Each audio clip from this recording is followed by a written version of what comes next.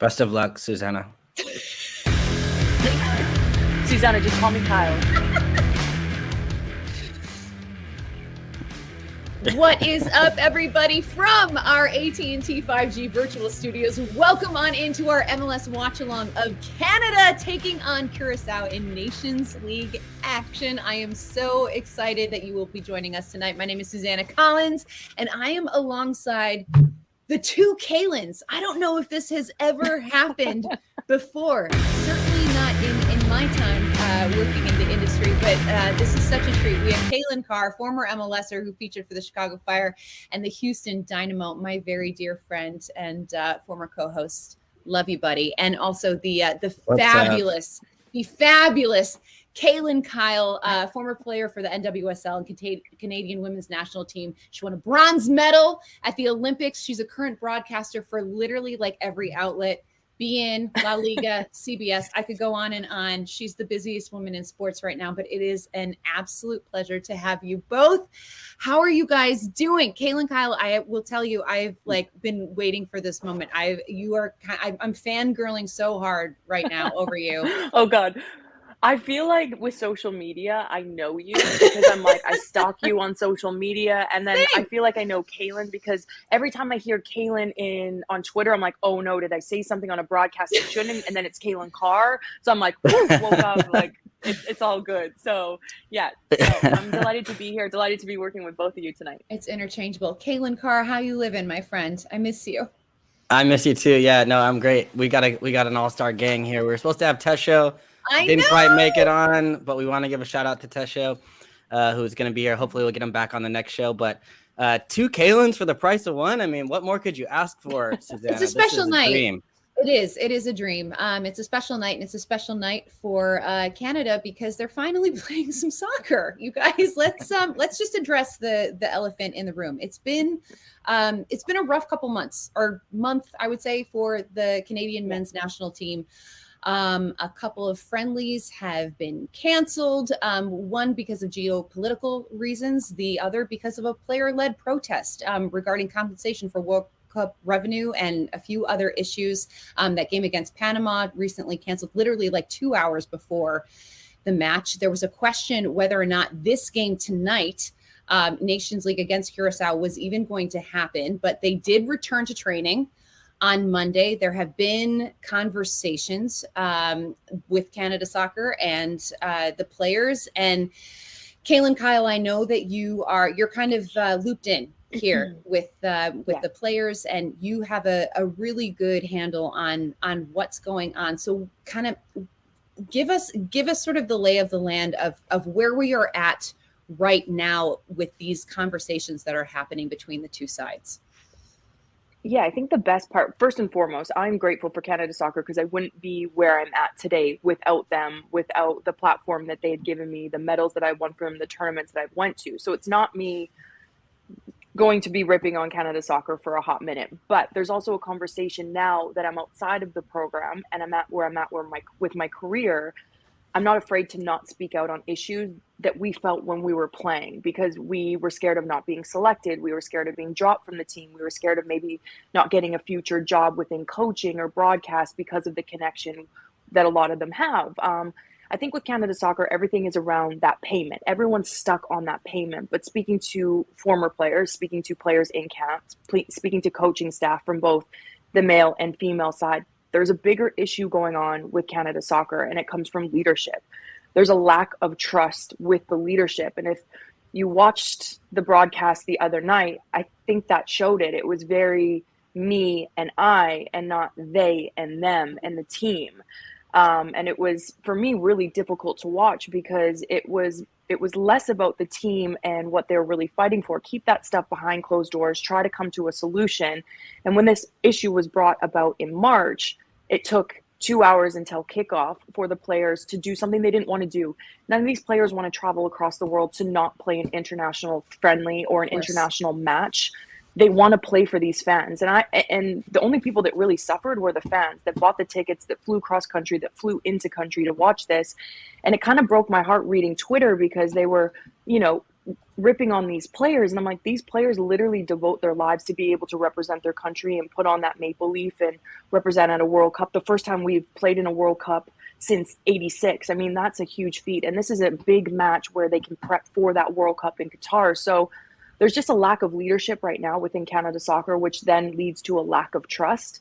And there's a lack of business model. So the revenue, I mean, you look at the 2015 Women's World Cup, it got Canada Soccer through the pandemic, and the women's side still not reaping any of that benefits. Mm-hmm. We're the only top 10 nation that still doesn't have a domestic league. So there's just a lot of things. And finally, all that the cracks are starting to be seen, which now we have platforms to speak on this. Players are getting paid more, and they're being able to have bigger voices. We saw it with the U.S. women's national team, and now we're seeing it with the Canadian women's national team, like players like Christine Sinclair that would have never had a voice. So I'm grateful for our men's team for even putting the women's team in the conversation. Obviously, the women then put out a statement saying they were grateful for it as well, but you didn't ask us to put in the statement. But again, they're working behind the scenes, the women and the men's side. There's great connection there. Obviously, John Herdman is a big part of that because he was the coach on the women's side and now on the men's side. So it's bigger issue of lack there of leadership than it is of that actual payment that they're looking for at the moment. That's great perspective, Kaylin. And Kaylin Carr, I know that, it's been kind of the story leading up to the World Cup. The feel-good story was this Canadian men's national team, making their first World Cup in 36 years, whatever it was, and just playing so well, finishing atop of that group. Have the off-field issues for you taken a little bit of the shine off of what they've been able to achieve? No, not at all.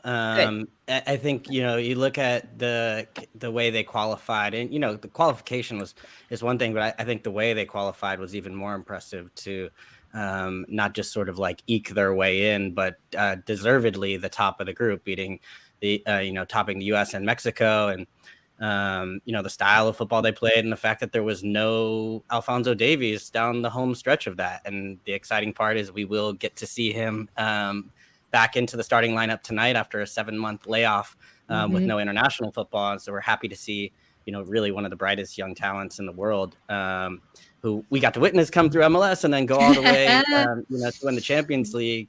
But I think this sort of meteoric rise wasn't just one player, and that's what this qualification process really proved, was that it was this whole team. But now the World Cup, right? It shines this light on the biggest light in the world on a team, and I think that exposes the really amazing parts where people will get to witness not just Alphonso Davies, but all this other wealth of talent that this Canada men's national team has. Mm-hmm. But it will also reveal some of the cracks, right? And I think that's what we've seen over this past bit of time, where it's like some of these issues, as Kaylin mentioned, have existed for a long time on the men's and women's side, and trying to sort of sort that out in a short amount of time is really tricky.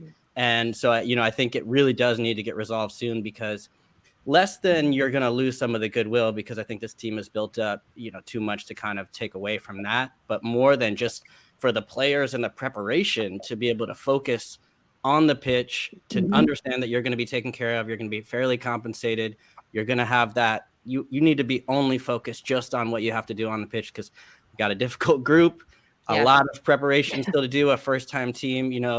These guys are all super experienced on the club level, but to be able to go to the national team and to do it together at the World Cup, huge task. So you'd hope they get this resolved soon, and hopefully Canada Soccer can kind of step up to the plate and make sure that everybody, on the pitch feels good about their standing as they prepare for the World Cup. 100%. And I think it's important to kind of get back to what's important, get back to the play on the field. That is what got them to this point right now. That is why the whole world got behind them in these World Cup qualifiers. And I think that this is a big opportunity for them tonight to kind of cancel out all the extraneous things that we have seen off the field and just look at what we are able to produce on the field. And so right now we're going to take a look at the starting 11 for Canada. And Kaylin, Kyle, you look at this this lineup, and it's hard to ignore. I think that John Herdman is trying to make a statement here. This is this is a solid starting 11, to say the least. I think he has to make a statement. I mean, especially to the fans and to Canada and to people that maybe for that slight moment said, I'm not going to support this men's national team if they don't want to step on the field for us. This tells me everything I need to know. And playing under John Herdman, I know what he's like. He is the most motivating person in the world. You look at that front four with Buchanan, Larin, David, and Davies. That is an outrageous front four. And then two holding midfielders with Eustáquio that was brilliant in the World Cup qualifying. Hutchinson, that is just that out-and-out leader, both on and off the pitch. Someone you want in the team, whether you're starting him or you're bringing off the bench. The fight for the goalkeeping role as well. I mean, it's so exciting. And players that are played in the MLS, and obviously one with a big star for me because he plays for my father-in-law in Minnesota. But I just think it's really an exciting team. In the back line, I mean, you look at this back line, and this entire back four, one player from the US is worth more than this entire back four, but they just looked so solid. And that is what John does. He makes it so difficult for you to break down, so well organized, and it differs what kind of lineup you can go with. I mean, we saw him play with a 3-back with the wing backs. This can form into that if he needs, with players like Davies and Buchanan playing in those wing back roles. So yeah, it's really, really exciting. And then we saw the partnership, which I thought was amazing, with Larin and David, because we didn't see them play together a lot in the early on qualification rounds. And then later on, he was like, we're going for this. I want to finish top of the table. And when I spoke to him, he said, I got to go out with my best 11. I got to get my best players on the pitch. And this 11 screams that to me. Yeah. Kaylin, Carr, what are you looking at when you see this lineup? Because for me, it's like I'm so curious to see the role that Alphonso Davies plays after having not been a part of this team for the last 7 months, dealing with that heart issue because of COVID, which was so devastating. It was so devastating to not have him be a part of those final World Cup qualifiers, and you felt it for him. But as we talk about like getting those good vibes back, like I feel like him being back in the starting lineup is part of that. Like this is massive. So what are you expecting from him and how he's going to be used tonight? Well, I mean, one of the sort of strange outcomes of the whole qualification process, or the funner parts, was actually watching Alphonso Davies streams. Like the streams of him watching the games was incredible, which you got to experience the emotions, like as a supporter, somebody who's rooting for Canada, like to see him just go into full fan mode. We're used to seeing him go like full beast mode on the pitch, but I was curious about how they would use him. And I think missing out on the game. I wonder if, we were talking beforehand about whether he was going to go from the start or whether he was going to come off the bench or how they might use him. But I think with the sort of the without the game, the prior match, you want to get him back integrated into the team. And the best way to do that is to put him out with the first choice lineup. Now, whether he goes the full 90, I would be pretty shocked if that were to happen, but you give him 45, you see how it goes. You kind of progress from there. But I think it's all about kind of continuity, especially with what this group has been through. Get this group back out, your first choice lineup, put in a strong 45 minutes.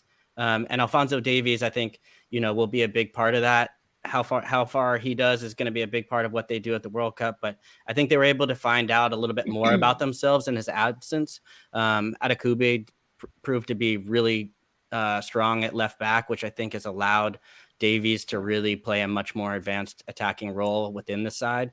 So now you see the two of them come together and Eustáquio kind of back behind them pulling the strings.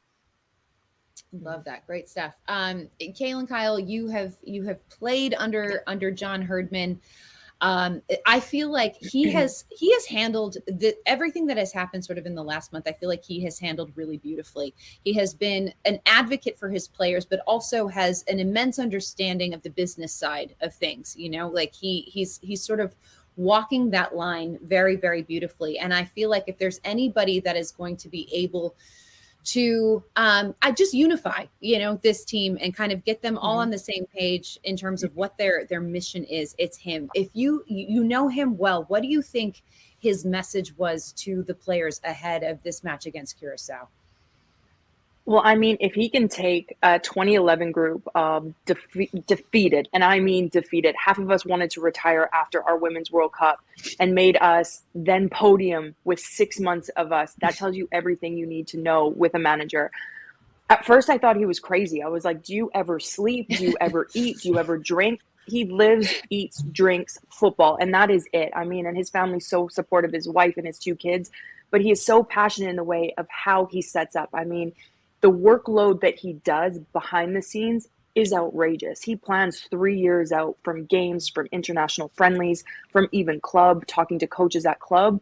But then his meetings are so motivational. And that was the interesting point, is when he came from the women's side to the men's side, I even said, it's going to be really interesting to see how he deals with these male personalities that for women, and this is just me speaking on me playing for the national team, that was I know the men is the goal as well, but that is where a lot of our income came from. It wasn't playing in domestic leagues because the money wasn't there. Whereas the men's side, I mean, they're on huge contracts. So national team sometimes is that second thought when you don't have that top national team. John changed the mentality of that.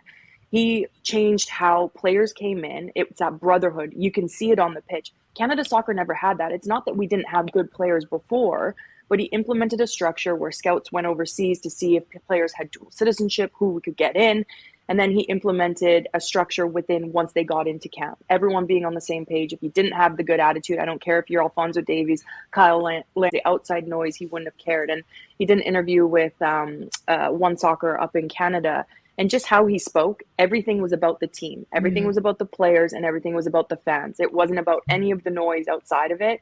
And for a player, that's such a calming thing, is when you have a manager coming in that supports you and instills that confidence, because it's very difficult to have a manager that can do both, is manage personalities of 24 to 22 different players on a roster, and then also be able to manage tactics in what we saw in the qualification tournament. And he's just that scale that he just balances it out so well. And I'm so grateful. I'm very close with him still, and I always ask for his advice, because he balanced the coach and dad role so well with our women's team. So, and he's doing it so well with the men's team. I mean, speaking to loads of the players, Kyle Larin, Richie Larea, Kyle Larin, I mean, he talks to him as if it's like his dad. And I'm like, Larin? I'm like, you would have never thought that coming from a player like him. I mean, he was in Orlando when we were there, and it's great to see how the mentality behind the men's team has completely changed.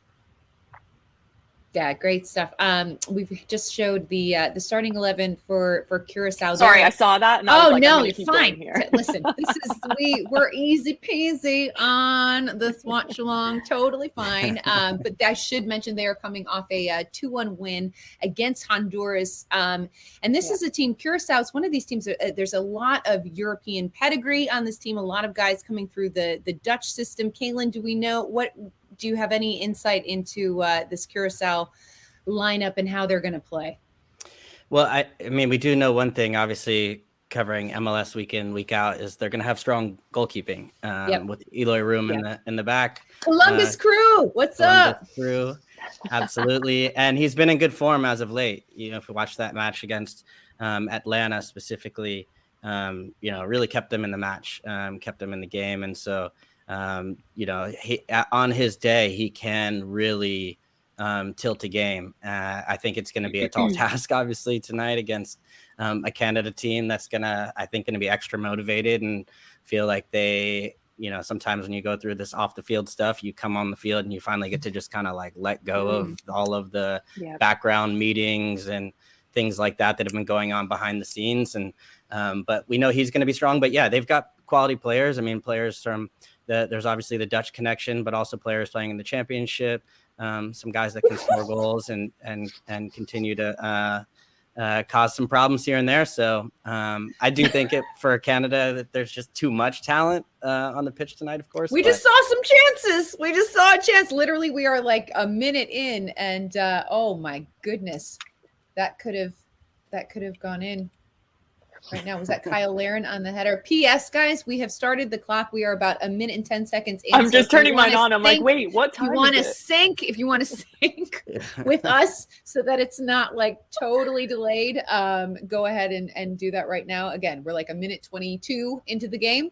But yeah, Canada already with a chance right off the top. And just trying to sync with you, Susanna. Right now. I know. We'll get there. I'm trying to sync with you as well. Yeah. These watch alongs are so tough. Like it's impossible. We had DeMarcus Beasley on for the first two against Morocco and Uruguay, and he was like a day ahead of us. It was hysterical because he could see everything. Well, I'm like a day behind us. He's like a time traveler. I was like, what is going on?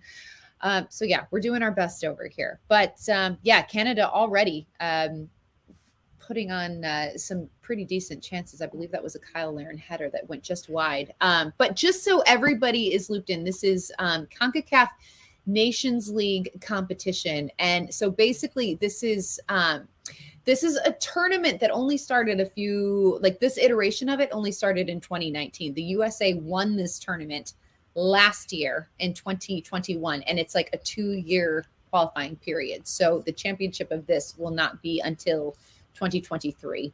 But there's 41 members in the nations of CONCACAF. And so it was basically created as the idea to copy UEFA Nations League. So it's basically an effort to get more competitive games internationally between teams. And there are actually some implications for this, specifically for Gold Cup. So this doesn't really have World Cup qualifying implications, but it does affect the Gold Cup. So the top 2 teams for each group will qualify for Gold Cup. So it's it's one of these tournaments where there are important things on the line. It's a chance to get some more international games under the belt. And, the timing of this, especially this year in a World Cup year, I know like DeMarcus Beasley has talked about how, guys at this point have played a ton of games. A lot of these guys, their domestic seasons, their club seasons are over. They need this time to kind of regroup and maybe take a vacation, just kind of rest their bodies. It has been an aggressive season. So, there's a little bit of pushback against it, but at the same time, we only have a few more looks at these teams leading up to Qatar in 5 months. And so these are opportunities for these teams to get out there, for coaches to test players and see what lineups they are going to be working with, which players can possibly make these rosters. So there's a lot of value. There's a lot of value in these games. And that's what we're watching right now. So Canada taking on Curacao, and this is, and especially Kaylyn Kyle with Canada missing those two friendlies. This just feels there's just not that much time. There's just not that much time for them. So it feels like there's a sense of urgency right now. Yeah. I think that for me, I'm in Marcus's side of this. I think these games are crazy, but selfishly right now, it's the best case scenario for the Canadian men team to have these matches to then prep for Qatar in November, December. But again, you alluded to it. I mean, you look at someone like Kevin De Bruyne came out and said, it's the last thing I want to do. I mean, as a former player, we never really had off time except for that 1 month in the summer or in the winter, depending what league you played for. And that's a moment where your body can recover from all the matches, the travel, the lack of just to replenish your body and not pick up injuries. So it's that little bit of cat and mouse. So it's going to be interesting, John, just to see minutes of these players, like we alluded to with Alphonso Davies, obviously just coming back into international play. Now he was only out for 3 months with Bayern, but it's that 90-minute match fitness that they need to get him back to and need to be firing for Qatar. But it's a difficult game. I mean, this is being played on turf in BC Place as well. So obviously managing minutes there for John Herdman tonight. But guys, when I say John Herdman is like mental when it comes to organization of how to manage players, I've never seen anything like it. At one point I was training and it was a 7v7 and he yelled at me. He's like, Kyle, off. And I was like, what? I'm like, I'm on fire. And he's like, no, you're over your workload. And I was like, wow, I'm 22. Yeah. I'm like, I'm 22. And he's like, no, it doesn't matter. And I'm like, what? And it would like kind of infuriate you because you'd be like, no, I want to play. Like, I don't want to be taken off. I don't need you to manage my minutes for 60, 75. But I mean, it always worked. We were the best Canada has ever been. And now you look at the growth of the women's side. I mean, you look at the growth of the men's side as well. So I finally got the game on, by the way. It only took me 5 minutes. Susanna, that's how you know you're a big time. When they pull you off, they're saying, it's enough, protect her. I have never had a coach pull me off ever for my I don't know if it was valuable. I don't know if it was valuable or like I was kind of someone that lost my head when I played. So he was like, she's going to injure someone, so get her off. One of those two. Get after somebody. I like that. Either way. Yeah. Oh, man.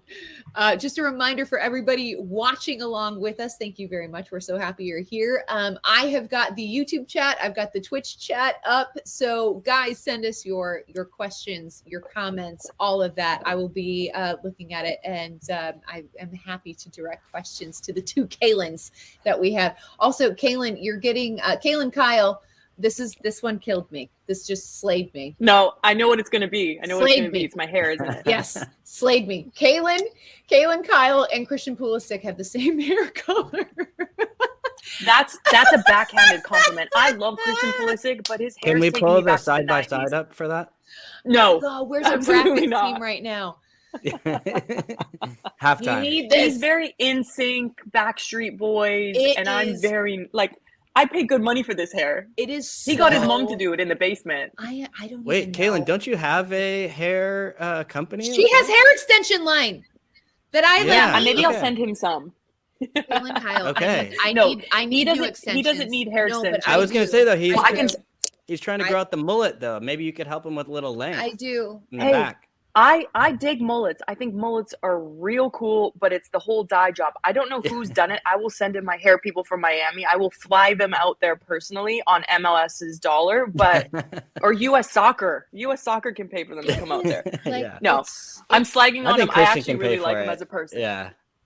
Actually Christian can. It's just, I think the team does have a team barber, but I don't know if they do extensions or not. Yeah. That could be a game changer. They 100% do. I'll hook him up. But yeah, his whole new look, I'm puzzled. I'm very puzzled. It just, I don't mind. I feel like England tips, though, but like it's just the back was a hot mess. It was a hot mess. Hot mess. I feel like in England they are like the players are like a little bit crazy when it comes to like their hairstyles. I mean, even Phil Foden, like the whole like like it's like a bangs. I don't even know if you can call it that, but anyway. Yeah. I'm feeling it. I'm feeling it. I say go. Are for you? it. Get out of here. No, Yeah. you're not. Let's I'm do yours feeling then. Next time we have this. But I mean for him. Have you ever Kalen Kyle, have you ever seen Kalen Carr's hair when he was his playing days? I mean, he had some looks. Like there was like the full curly, like, and then he had the headband. So it was almost like this just like beautiful, bountiful head of curls. It's a shame to cover you it do up have a good head of hair, I'll say that. Helmet. It was incredible. And then the helmet came, which kind of ruined the whole aesthetic, but that's neither here nor there. There's also some great moments for you in that helmet. So I'm not going to take that away from you at all. Thank you. You're welcome. I am here for you. Let's see. What have we got in the chat? Susanna, can you change your name to K. Lynn Kaw for this broadcast? I'm thinking about it. Yes. I'm literally thinking about it because it's just incredible. I never thought that I would be surrounded by Kaylins, and I'm loving it. This is a real moment. I feel like this has never happened in history before. By the way, can we just talk about Davies getting on the half turn there? Like when everyone's like, will he be the same player? Literally just dropped through the midfield, turned, took on 3 players. And it's like Davies has never been out of international play for 7 months. Yeah. Sorry. I love him, that's why. Oh, no, we should be talking about the soccer on the field. That is actually what we're here for. So thank you for bringing it back to that. No, I'm sorry. I could talk about soccer here for the entire stream. Wait, where are you guys at in the stream? Just so I kind of have a sense of where I'm at, because I might be. I'm at 11:03. Okay, I'm right next to you. Okay, I am going to lie. Well, I'm not going to lie. I'm at 10:57 because I can't get the stream, your guys' stream, to work. It just has the spinny wheel, like. Yep. Yeah. So I'm on. I'll keep trying, but. Yep. Well, this is where. Okay, so Masi Gamer, where can I watch the game? So I am watching it right now on 2DNA. Right now, it is the Spanish broadcast. Yeah, that's where I'm watching. You can watch it on 2DNA. I believe, is this on? It might be on Paramount Plus as well, if you have Paramount Plus. But yeah, if you have 2DNA, that is that's where you can watch it, kids. Yeah. And then One Soccer, I think, in Canada. One Soccer in Canada. Canadian. Yeah. There you go. Kaylin, I know you're based in Florida, but. You got people across Canada. Like, what's been the reaction to this team's qualification in Canada? I know the women's team is obviously used to qualifying and being up in those top conversations, but from the men's side, are you picking up like some of that momentum and excitement around the team? Yeah, I think for me, I obviously little backstory. I grew up in a hockey family. So Canadians, it was like either you played hockey or you played CFL football or you played lacrosse. Soccer was just a sport that maybe people would pick up and play in the park with friends. It was never on TV. It wasn't in the Olympics at the time for women. So for me, I was Wayne Gretzky was my idol. My dad was my idol. I'd always go to his hockey games. That was just my thing. I'd be in the locker room and it as a young kid, and it was the smell of hockey equipment. Now I smell that and I'm like, oh my God, how did I do this? Growing up, it's horrible. I'll take dirty shin guards all day long. 100%. But it's just really cool to see the shift in Canada. I saw it at the 2015. That's where I really started to notice it, is people were wearing soccer jerseys rather than the hockey jerseys from the Olympics or from World Cups, which was really cool to see, and had our last names on the back for women. And then with the men's team, I mean, I was lucky enough to be at the game where Canada and US played in Hamilton, just outside of Toronto. And the fans were I think it was minus 15 degrees. It was horrible. People with their shirts off, beer flying, jerseys, the sound in there. I was this feels like I'm at a Vancouver Canuck game, Montreal Canadiens game, Toronto Maple Leafs. I was this is amazing. Just the feeling in Canada's changed. That's why I'm sad, that this last month happened, because it should have never got to this point, never got to this point. And you can kind of see, obviously some fans taking a stance. This should be sold out. It would have been sold out, but they'll come back on board. I know they will. They're Canadians. We're too nice not to. That's absolutely true. That was going to be one of my questions too, Kaylin. Just like how, kind of taking the temperature of the fans, because I know, like, for the fans that bought tickets in Vancouver for the Panama match, you know, and the game was canceled so shortly before kickoff. I mean, has there been any sort of I don't know, backlash, or is that kind of are they in the minority, I guess is my question. I feel like I feel like it was very split from what I saw on social media. And I know social media, it's like there's robots and stuff out there. And I get why fans were hurt. I really, truly do. 2 hours before kickoff, I mean, if you have flown, if you drove in from another, I was going to say state, province, I've lived in America too long. I get it. It's a lot of money, especially now where everything has skyrocketed. Gas has skyrocketed, hotels, Airbnbs. So I get it. Everyone that was out of pocket. But if you're a true fan and you're a true supporter, then you get why the men's team had to do it at this point.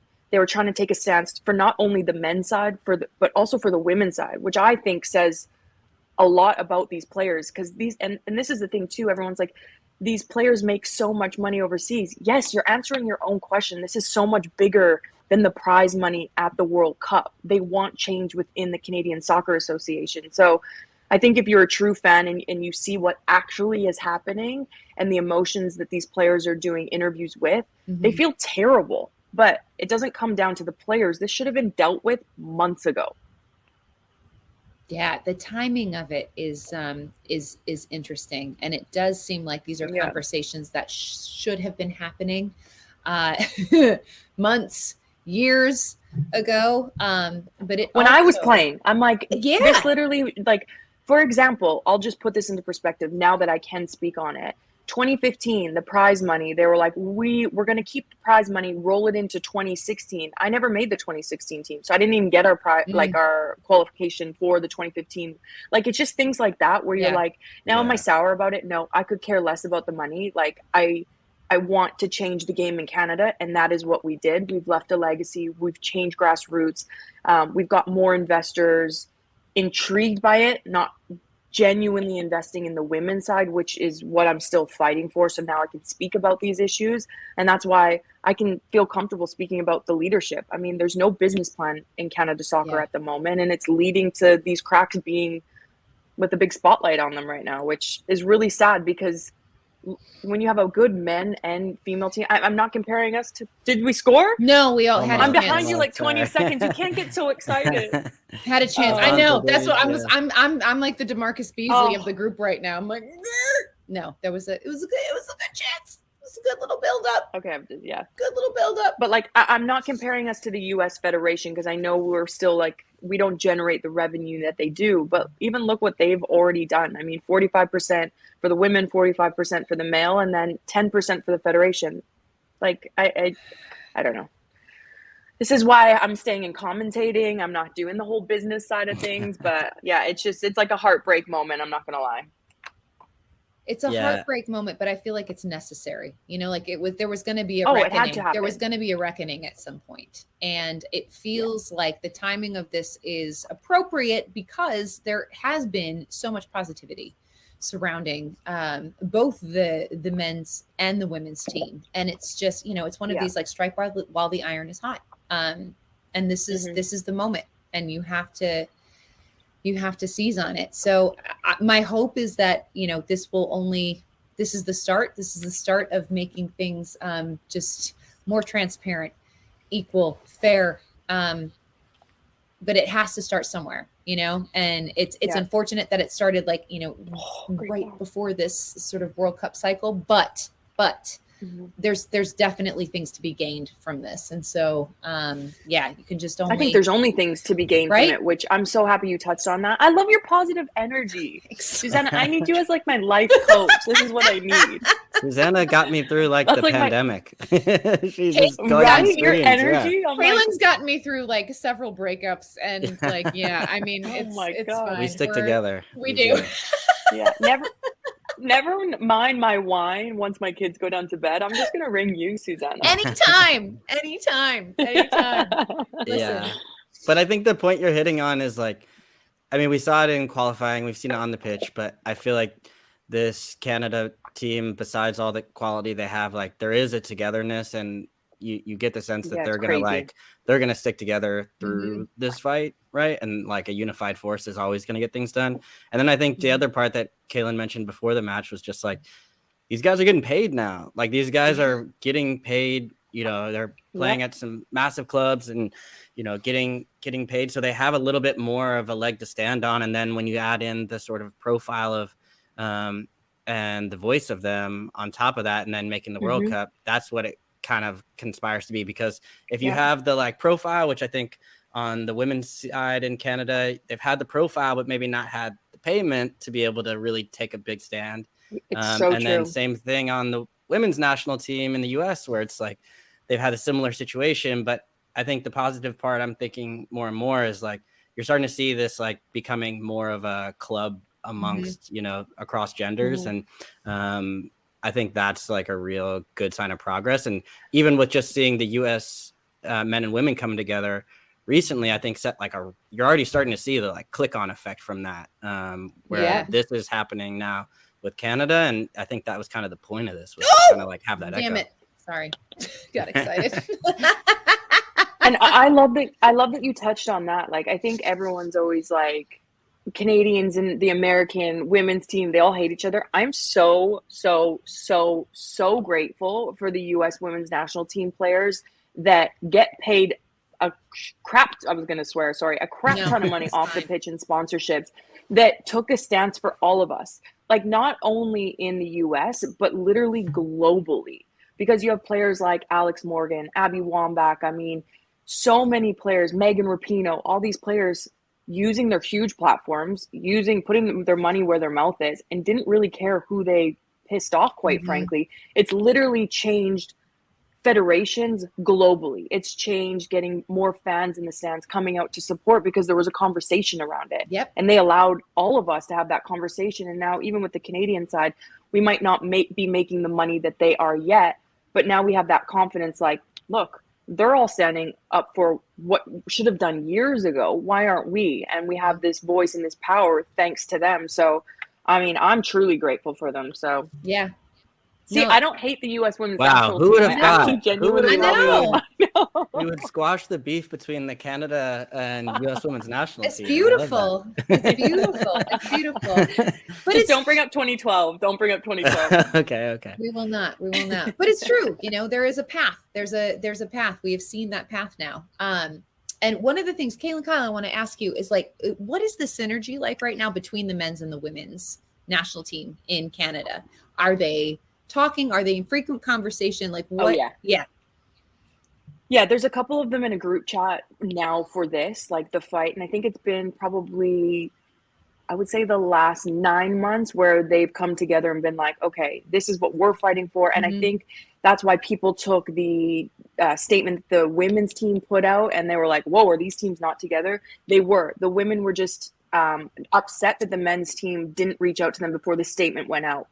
Because the wording that they wanted to use was a little bit different than what the men had in there. Okay. So it wasn't anything that they had beef. Like, they respect each other so much, like, literally. And I always say this, and I think it's a very true statement. If you've ever met any Canadian, we're genuinely so nice, and we apologize 800,000 times a day, even if we're in the wrong. Now, like, even the men were like, oh my God, we're so sorry. We were just trying to get this statement out. We didn't even think, like, but the women were like, no, you included us. So you did think of us. Like, we're so grateful for that. But just our verbiage, we needed to change like a little bit. Like, they have such a good relationship. Even after 2015, I remember when we got knocked out, a bunch of them were in the same city as us. And they were like, we'd love to pick up your tab for your night out. What?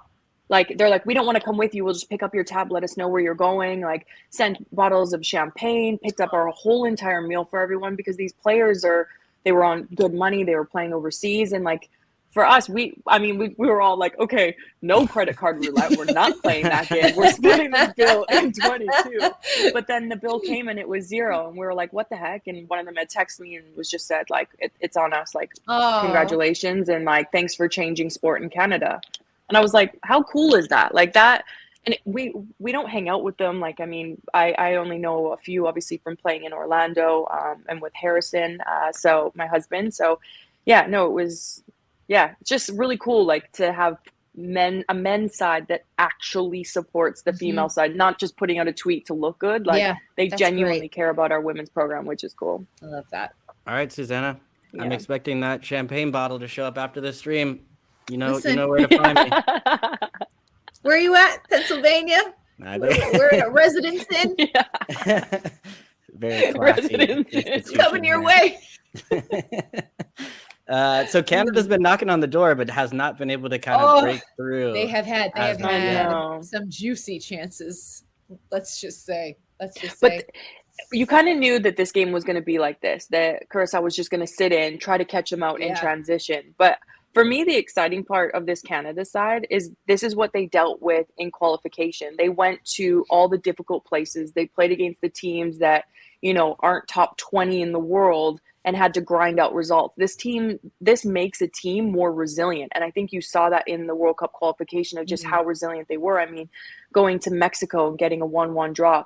I mean, defeating the US the first time that's happened, I don't know in how many years, but like, for me, it's just really cool to see just the composure of this team. And yeah, we have some world-class players, but also the mindset of this squad, defensively, offensively, willing to work for one another. I don't know. Ooh. Can you tell I'm Canadian? Ooh. I love it. Ooh. I love it. Is that we got a pen? What are we? We've got a penalty. Oh. Davies got brought down. And Fonzie has put his hand up right away, saying, I think he wants it. You see him? He's like, it's me. Oh, you know what? That's a pen. I'm calling it. Yep. That's a pen. And that was some nifty footwork. Thank you very much. I love how he put his hand up straight away, and Laren was like, "No, I'm taking this." He's like, "No, I'm taking this." Yeah. What do you think about that? I mean, for a player coming off injury, love it. Yeah. I mean, is that I don't know. Are you surprised to see him? I guess his personality, like knowing him a little bit, is that surprising for you? No, I think for him though, it's kind of that one where the question marks were around Alphonso Davies. What was he going to be like when he's back? And I think you saw that with Laren right there, just that interchange of that brotherhood that you talked about. Laren would have never done that before. He'd have been like, "No, mate, I'm taking this one." So I think it's that confidence within. He knows how important this goal will be for Alphonso Davies if it goes in the back of the net. Oh! Tell me, Susanna. There it is. Back in Vancouver. Let's go. This is it. You guys, I could not have scripted this. This is exactly what I would have wanted to see. Oh, this makes me so happy. I love it. I mean, to be out for so long and have all those question marks circling around, and then to come back to the stadium where you sort of blew up and made your name to get this, dream move to Europe. It feels kind of like it's poetic. Yeah.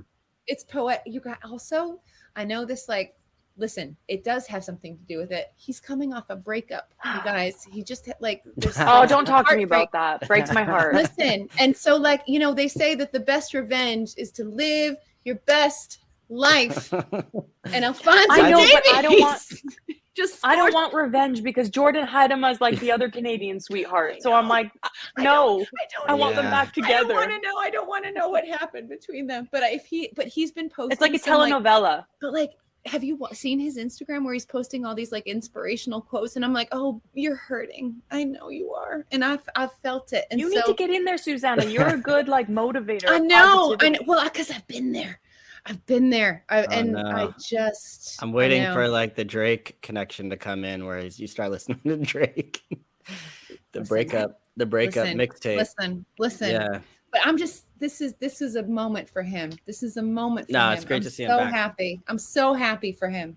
And this is what I wanted to see. I was talking to David Goss today. We're doing our MLS Today show, and I was just like, I just want to see the good vibes back, around this team because it was so much fun. They were just the feel-good team. They were the feel-good team of World Cup qualifiers. And a moment like this, like having Alphonso Davies back, having him score this goal, like that is something that is going to generate all of those good vibes and make people kind of not forget what's going on off the field, but just kind of refocus and recalibrate.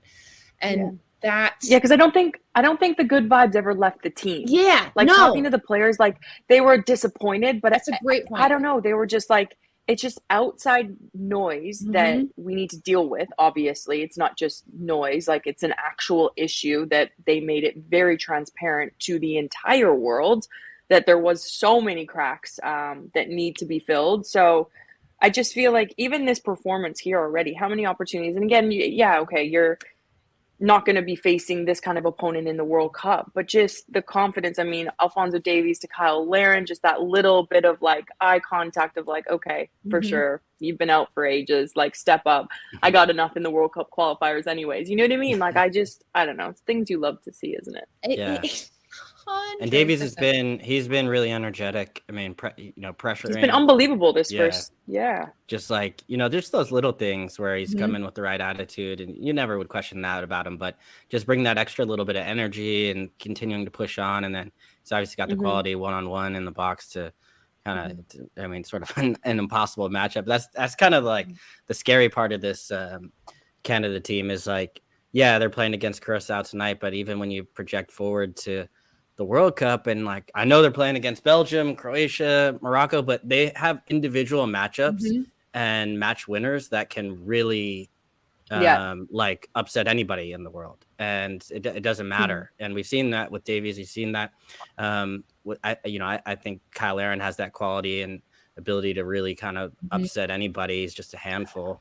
I want to ask you, Kaylin. I want to ask you, okay, if you're going with one striker, are you going with Larin or are you going with Jonathan David? Ooh! I'm putting you on the spot. That is a tough one. That is tough. Because they both You don't have to answer. You used to be such a Kyle Larin fanatic. Yeah. I'm Larin all day long. Yeah. I mean, David has been so good, though, and has this, like, I don't know, he has this burst and this little shiftiness, but I think I would still go Kyle Larin. Yeah, I just think he's just got that like combination of things. And if you get too close to him, you put a body on him, you're going to be in trouble because he's going to win that matchup.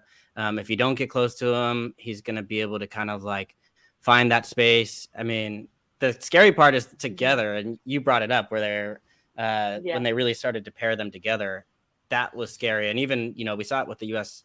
When the U.S. played them, when we had our full strength Walker Zimmerman and Robinson, that little, I think Matt Turner hit that short ball, but it was just the 1-2 combination in behind and then say goodnight. It's just over. So that's a scary twosome, but I think I would probably lean towards I love that. Larin. Yeah. No, I like it. No, I'm with you on that. I say Kyle Larin all the time, and everyone's always like looks at me cross-eyed. I'm like, what? I just think he has.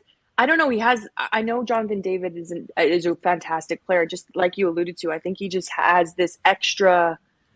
I can't even put my finger on it. I just think he affects the game more often than not. Not that David doesn't, but yeah. We've got a question. Everyone's always like, it's because you're friends with Larin. I'm like, no. It doesn't matter. What's your question? No, we got a question in the chat. But basically, we've got Luke Rindernet. Hello, Luke. Thanks for watching. Thanks for joining us tonight. He says, Tajon Buchanan, such style, so good. Why is he so special?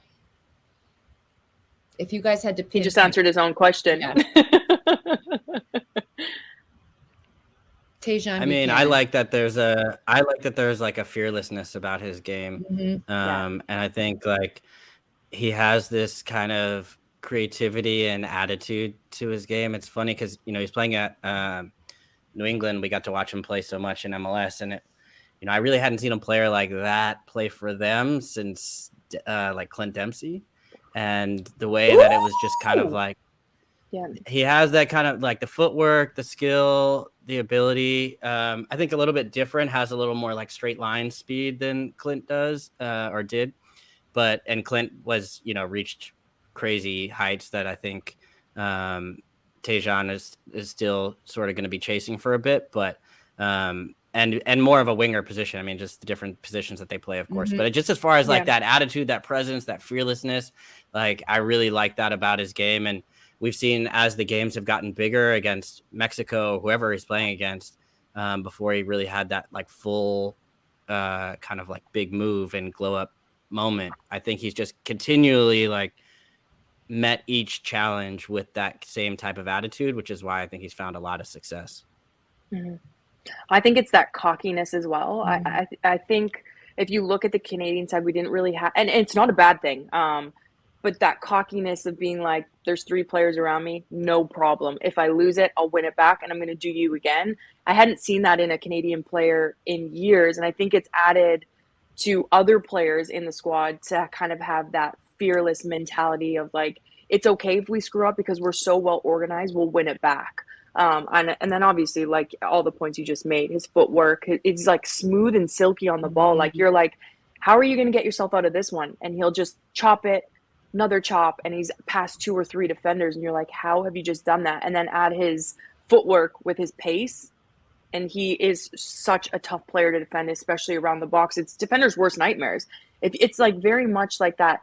I'm not alluding to him to Thierry Henry, but like the ability to travel with the ball at that pace and to be able to have that skill set.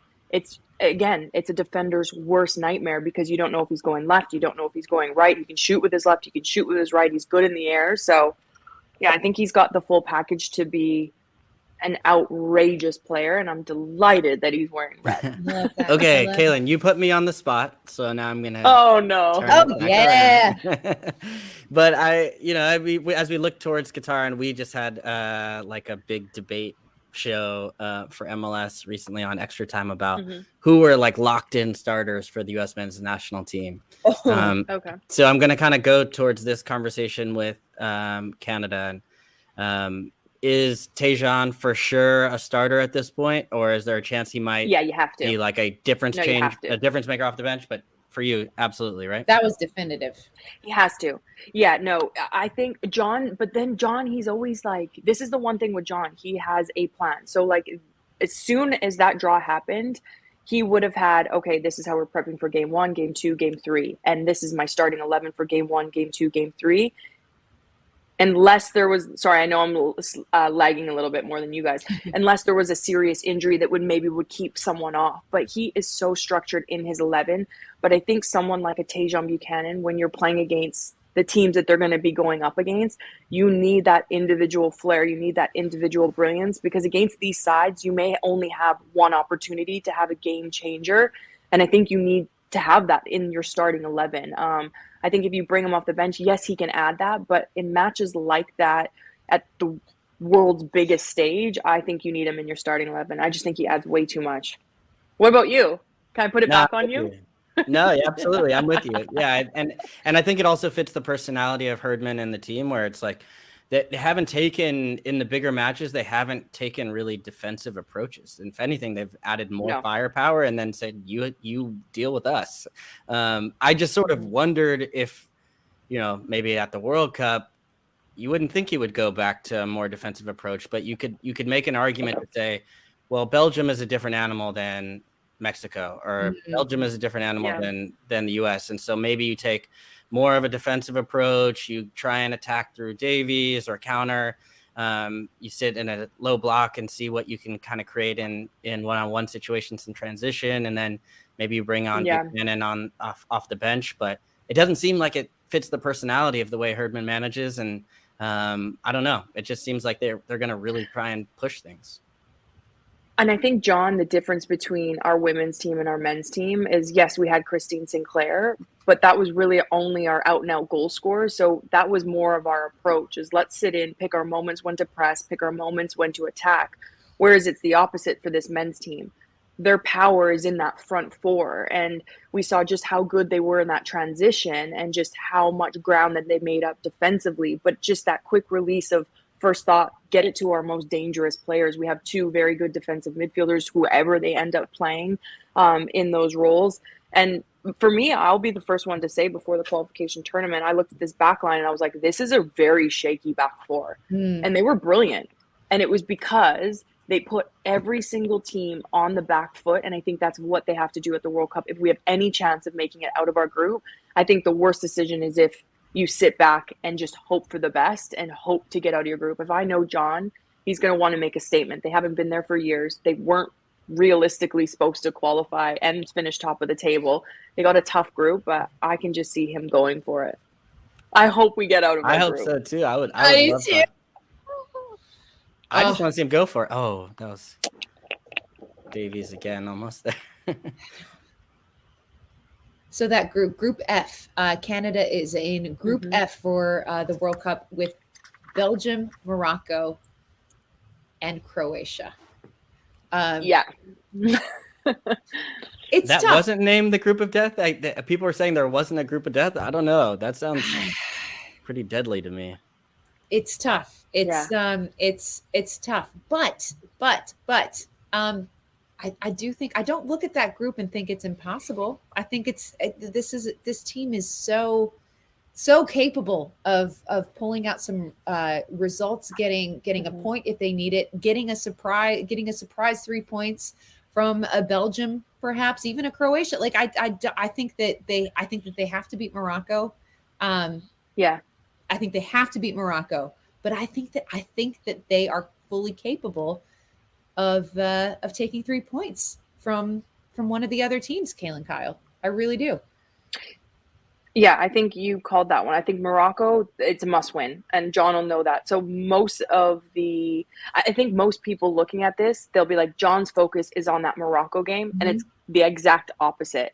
His focus will be on Belgium.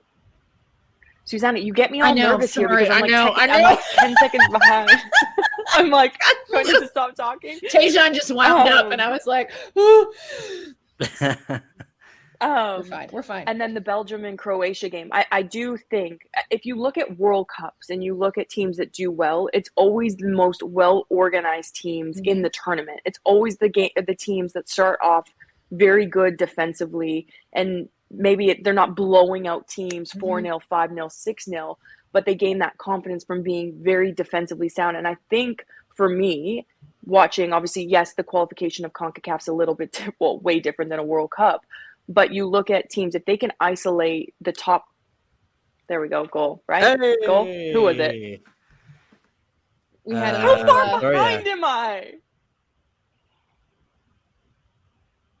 There's a little. I think it was Victoria. Bouncy bounce action in front of the goal. Roy seemed to love it.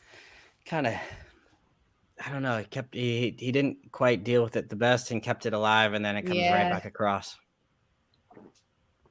But this is something Canada is like, the men's side is set pieces. They've gotten so good at them, like corner kicks, dead balls in and around the 18, like so dangerous, not only from the round of play with the players that they have up top, but even from set pieces. I'm like, guys, they're just a force. They're finishing top of their group in the World Cup, and we're going through to the final. Kaylin Kyle, I'm watching this. No, but I'm watching this, and I've been watching, obviously, like super tuned into the U.S. men's national team, and I am so jealous right now. I'm so jealous because not only do they have that attack and that front number 9, that a number 9 that can exactly, thank you, but they are also dangerous on the set pieces, and we know that. And I feel my fear with the US is that it's going to come down to set pieces. They're going to be so reliant on scoring from set pieces because they don't have that established number 9, and I'm so jelly. I'm just so jelly of the abundance of riches that y'all have up front. Which is, I mean, that's the thing. You need to freaking score goals. You need to score goals. Ooh, here comes Davies again. And good feet. Dang. It's starting to feel like Curacao is good. The tables are turned. I mean, they've been under pressure the whole time, but when it goes from 1 to then 2, if they can just, it feels like Canada might get a third before halftime here. Yeah. You know who's really impressed me for Canada, and I feel like no one talks about him? I always screw up his name, so apologize to him in advance. Eustáquio, the midfielder for Canada. Yeah. I just think you know how there's always one player on the team that just does their job? He's always in the right position. He doesn't do anything outrageous, breaks up play. I don't know. For me, like, obviously, Atiba, we can talk about him all day long in his resume, but Eustáquio, I loved him in qualification. I thought he was fantastic. No, absolutely. I think I brought him up in the pregame, but just kind of the way he like able to pull the strings and find the right pass and like kind of like manage the tempo and the rhythm of the team. And I think it's a name where you're like, okay, at the World Cup, that's might be one where you come in, and I think it'll be that's the kind of exciting part for me is there's a number of players I think on this Canada team that could get a little bit more shine that really haven't yet. Like I like Alistair Johnston as well, playing for Montreal, and I could see him getting a move if he has a great World Cup. I think he's probably going to be, the starter and probably play pretty much all of the matches as well if he can. So I think there's just it's such a big opportunity, I think, for guys that aren't already in those positions. And then also when you look at in advance of that, like Kyle Larin and Jonathan David and some of these guys, like, will they get that move before the World Cup? And if they don't get the right move that they want, like surely after, if you score a goal or two in the World Cup, like, that's just life changing. Game over. Yeah.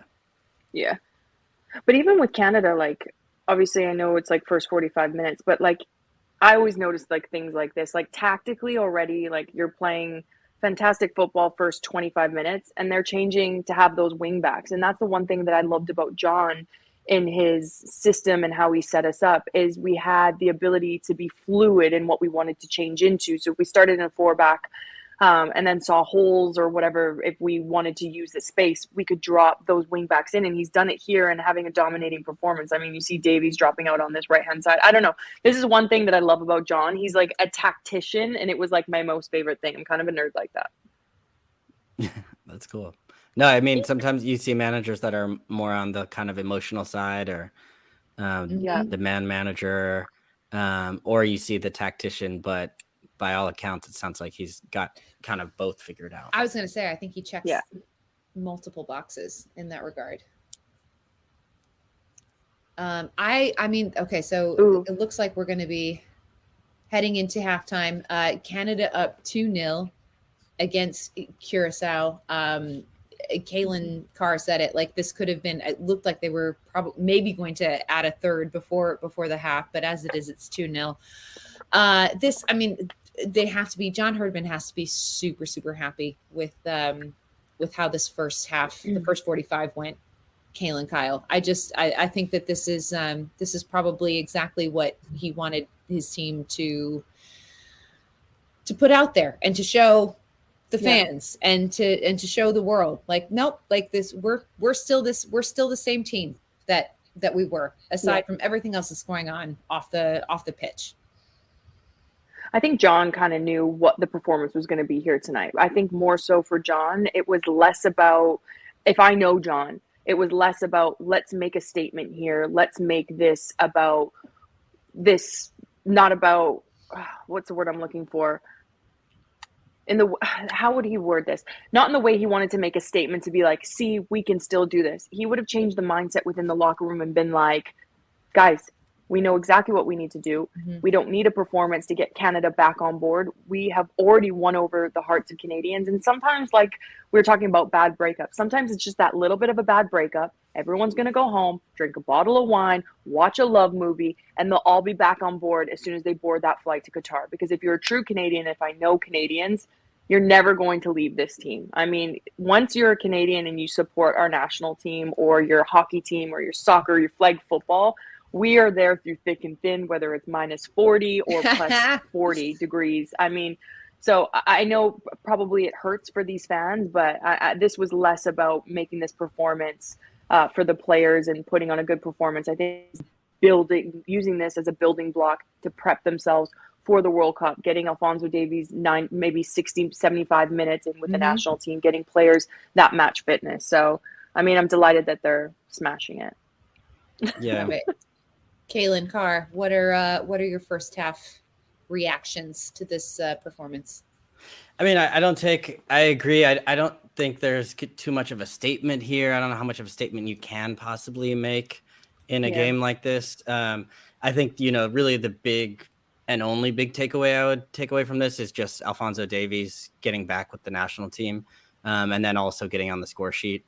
I love that little moment where he grabs the ball and says, no, this is mine. And Kyle Aaron sort of defers to let him have that moment and gets his goal back in front of his old crowd at BC Place in Vancouver. And I think that's the big positive, is just seeing an Alphonso Davies back healthy and with the national team. I do still question kind of like, we talked about these learning experiences and kind of all the drama that's been going on off the pitch for the Canada men's national team. And I do sort of say it's difficult because I think that lack of experience also institutionally has held this team back a little bit in this preparation, as far as the match that was originally scheduled for Saudi Arabia that then gets canceled and called off. And, the prime minister says they don't want to, that it wasn't a good idea to begin with. And then the next match, based on all the other things that were going off the pitch, gets called off. And when you just look at the U.S. men's national team and some of the preparation that they've had, and knowing John Herdman just from, anecdotally, and then also getting even more insight here from Kaylin, who played for him, he wants to use every moment and every minute and every challenge and every test. And this is a team that really hasn't had that opportunity to do that. And the Curacao match, yes, Alphonso Davies is back. They look good, but they don't have that same test as the U.S. had against Morocco or against Uruguay. So it's a little harder to kind of push this team in the ways that they maybe want to as of right now. But with all the things that have gone on, I think Alphonso Davies coming back into the spotlight here and getting a goal and back with the guys is definitely the big positive. Yeah, it feels good. It feels really good. It's so good to see him back with his team, as you mentioned. Watching him sort of, we were like living through the emotions with him as he was streaming his reactions, watching the World Cup qualifiers. It was, just gotcha right here. In terms of players that we might see in the second half, Kaylin, Kyle, like, what do you think? Is this an opportunity for John Herdman to maybe try, give some guys some chances? Who do you think we might see come in as a sub? Who could get some looks here?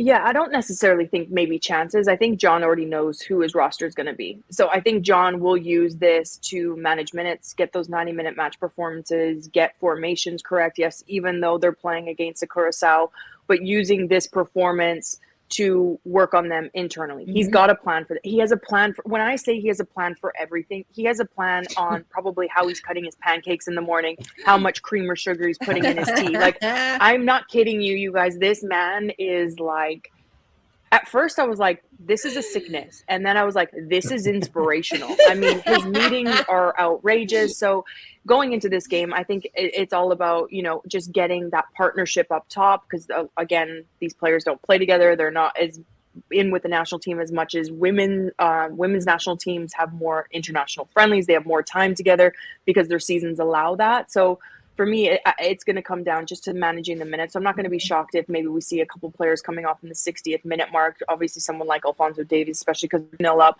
on a turf pitch. John doesn't want to see any major injuries going into a huge World Cup year for them, especially after everything. I'm sure players are mentally just drained a little bit.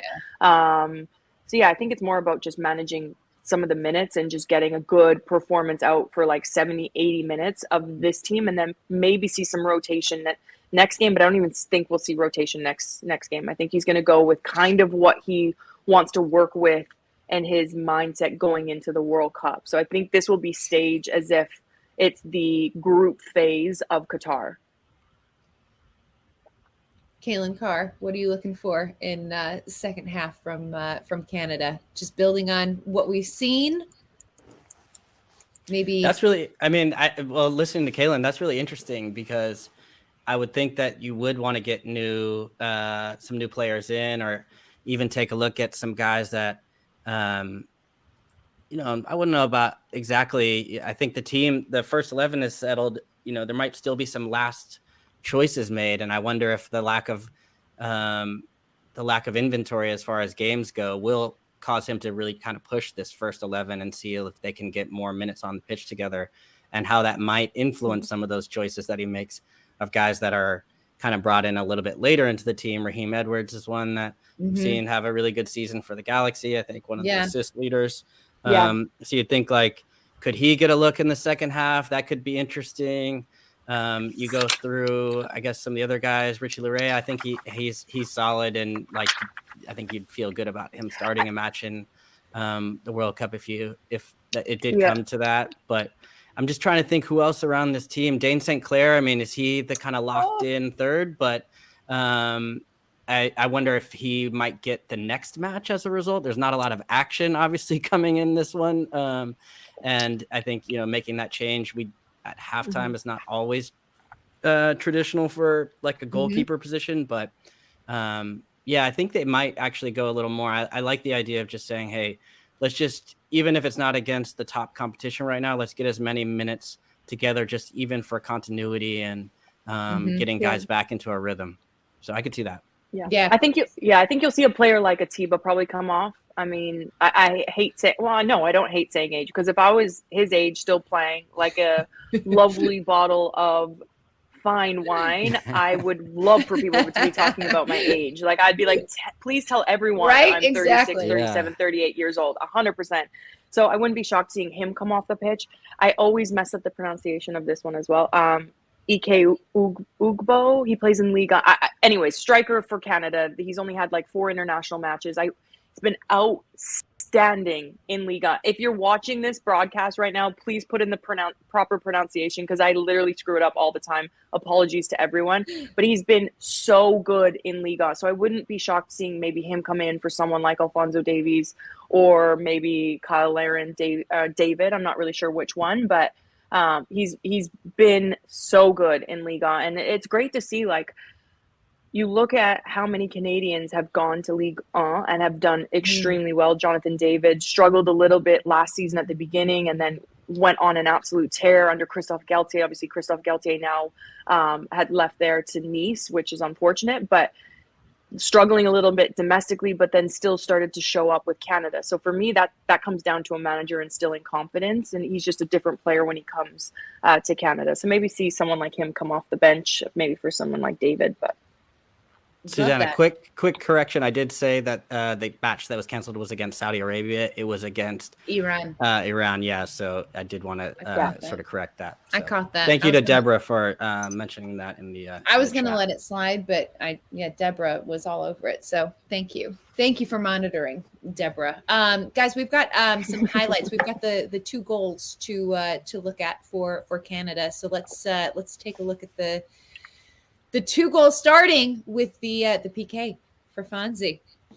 Just, I mean, you just love to see it. This makes me so happy. This just makes me so happy. I cannot overstate it. I just think with Alphonso Davies, I mean, you haven't played 7 months internationally. You were out 3 months with club, and then it's like. Not being able to run, not being able to train because of everything that was going on. He's been all over the pitch in the first 45 minutes and then steps up here and he's like, cool, calm, collected, slides this one home inside of the left foot. I mean, that was cheeky. It was cheeky. It's cheeky, but even the little interaction with him and Kyle Larin, I love that. Like, Larin was like, no, this is mine. And then was like, no. Actually, this means more to you, being back with the team, feeling part of the team, missing that huge last international window where you can't celebrate with the team. And now you can do this in front of your home fans, I call it, because he played there for so many years. And he probably has loads of family and friends in the stands. So, yeah, really, really cool moment, not only for him, but for Canada and for the players as well. You can see the players on the bench and just how much it meant to them. Oh, you love to see it. And then here is the second goal. Off a set piece, a little little bouncing around in front of the goal, but then just lands right there, and Eloy Room gets beat. And yeah, he got caught in 2 minds. I think he should have probably just caught it, honestly. But yeah, he didn't I'm glad you said it. didn't get a good punch on it. I was hyping him up in the pregame to say we knew he was going to be solid and had been in good form, and that he made a nice save on Tajon Buchanan earlier in the match, but they were under pressure the whole time. But Canada, if you make this type of mistake, and they drop a bunch of bodies on him in and around him, which may have thrown him off a bit, but still, one you got to catch. And if you give Canada a second bite at the apple, you could see what they do with it. But it's a weird goalkeeping error, though. It's like he's, like the volleyball where you're not allowed, I don't know what it's called, but like blocked it. I've never seen. and then it Yeah, came back that's down weird. on Yeah, his like own you side said, of the like net. you need to catch it. Yeah, punch it out. It's a huge goalkeeping error, which leads to the second goal. This goal should have never been into the back of the net. But again, like you alluded to, Kaylin, Canada capitalized on it. And this is kind of what we saw in that qualification tournament. Just that confidence of just being hungry in and around the goal, where we didn't see that before for many years. It was like they waited for that one opportunity, that quick transition, the ball in over the top, and hope for, a glorious goal. But now it's just like goals from the left, right, set pieces, dead balls. I mean, I love it. Love things you love to see. Kaylin, Kyle, how important will set pieces be for this Canada team in the World Cup?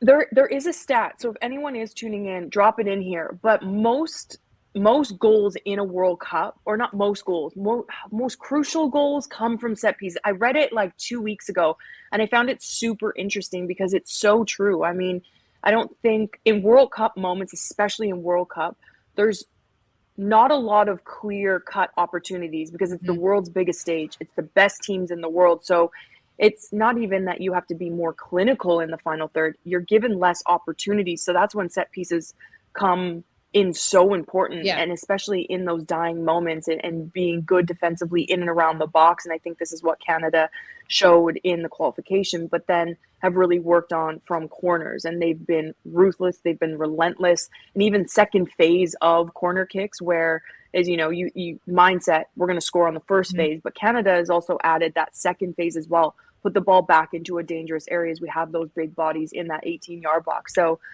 yeah, I don't know what the stat was. I wish I would have saved it because I was reading it, and I'm not really much of a stat person. I actually hate stats because I'm like, half the time they don't even match up to how a game is. So everyone always talks about XG, and I'm like, take XG and get it out of here. And Kaylin's drinking right now. He's like, I love XG. I love XG. No. But I'm always making that same argument. Kaylin's like injected into my veins. Yeah. But no, I mean, it's interesting because you talk about what a tactician John Herdman is. And so I'm wondering, ahead of a tournament, to your exact point, where, it can come down to those moments. It can come down to those critical moments where a set piece is your opportunity. How much is he thinking about that? How much will he have this team prepared for those moments?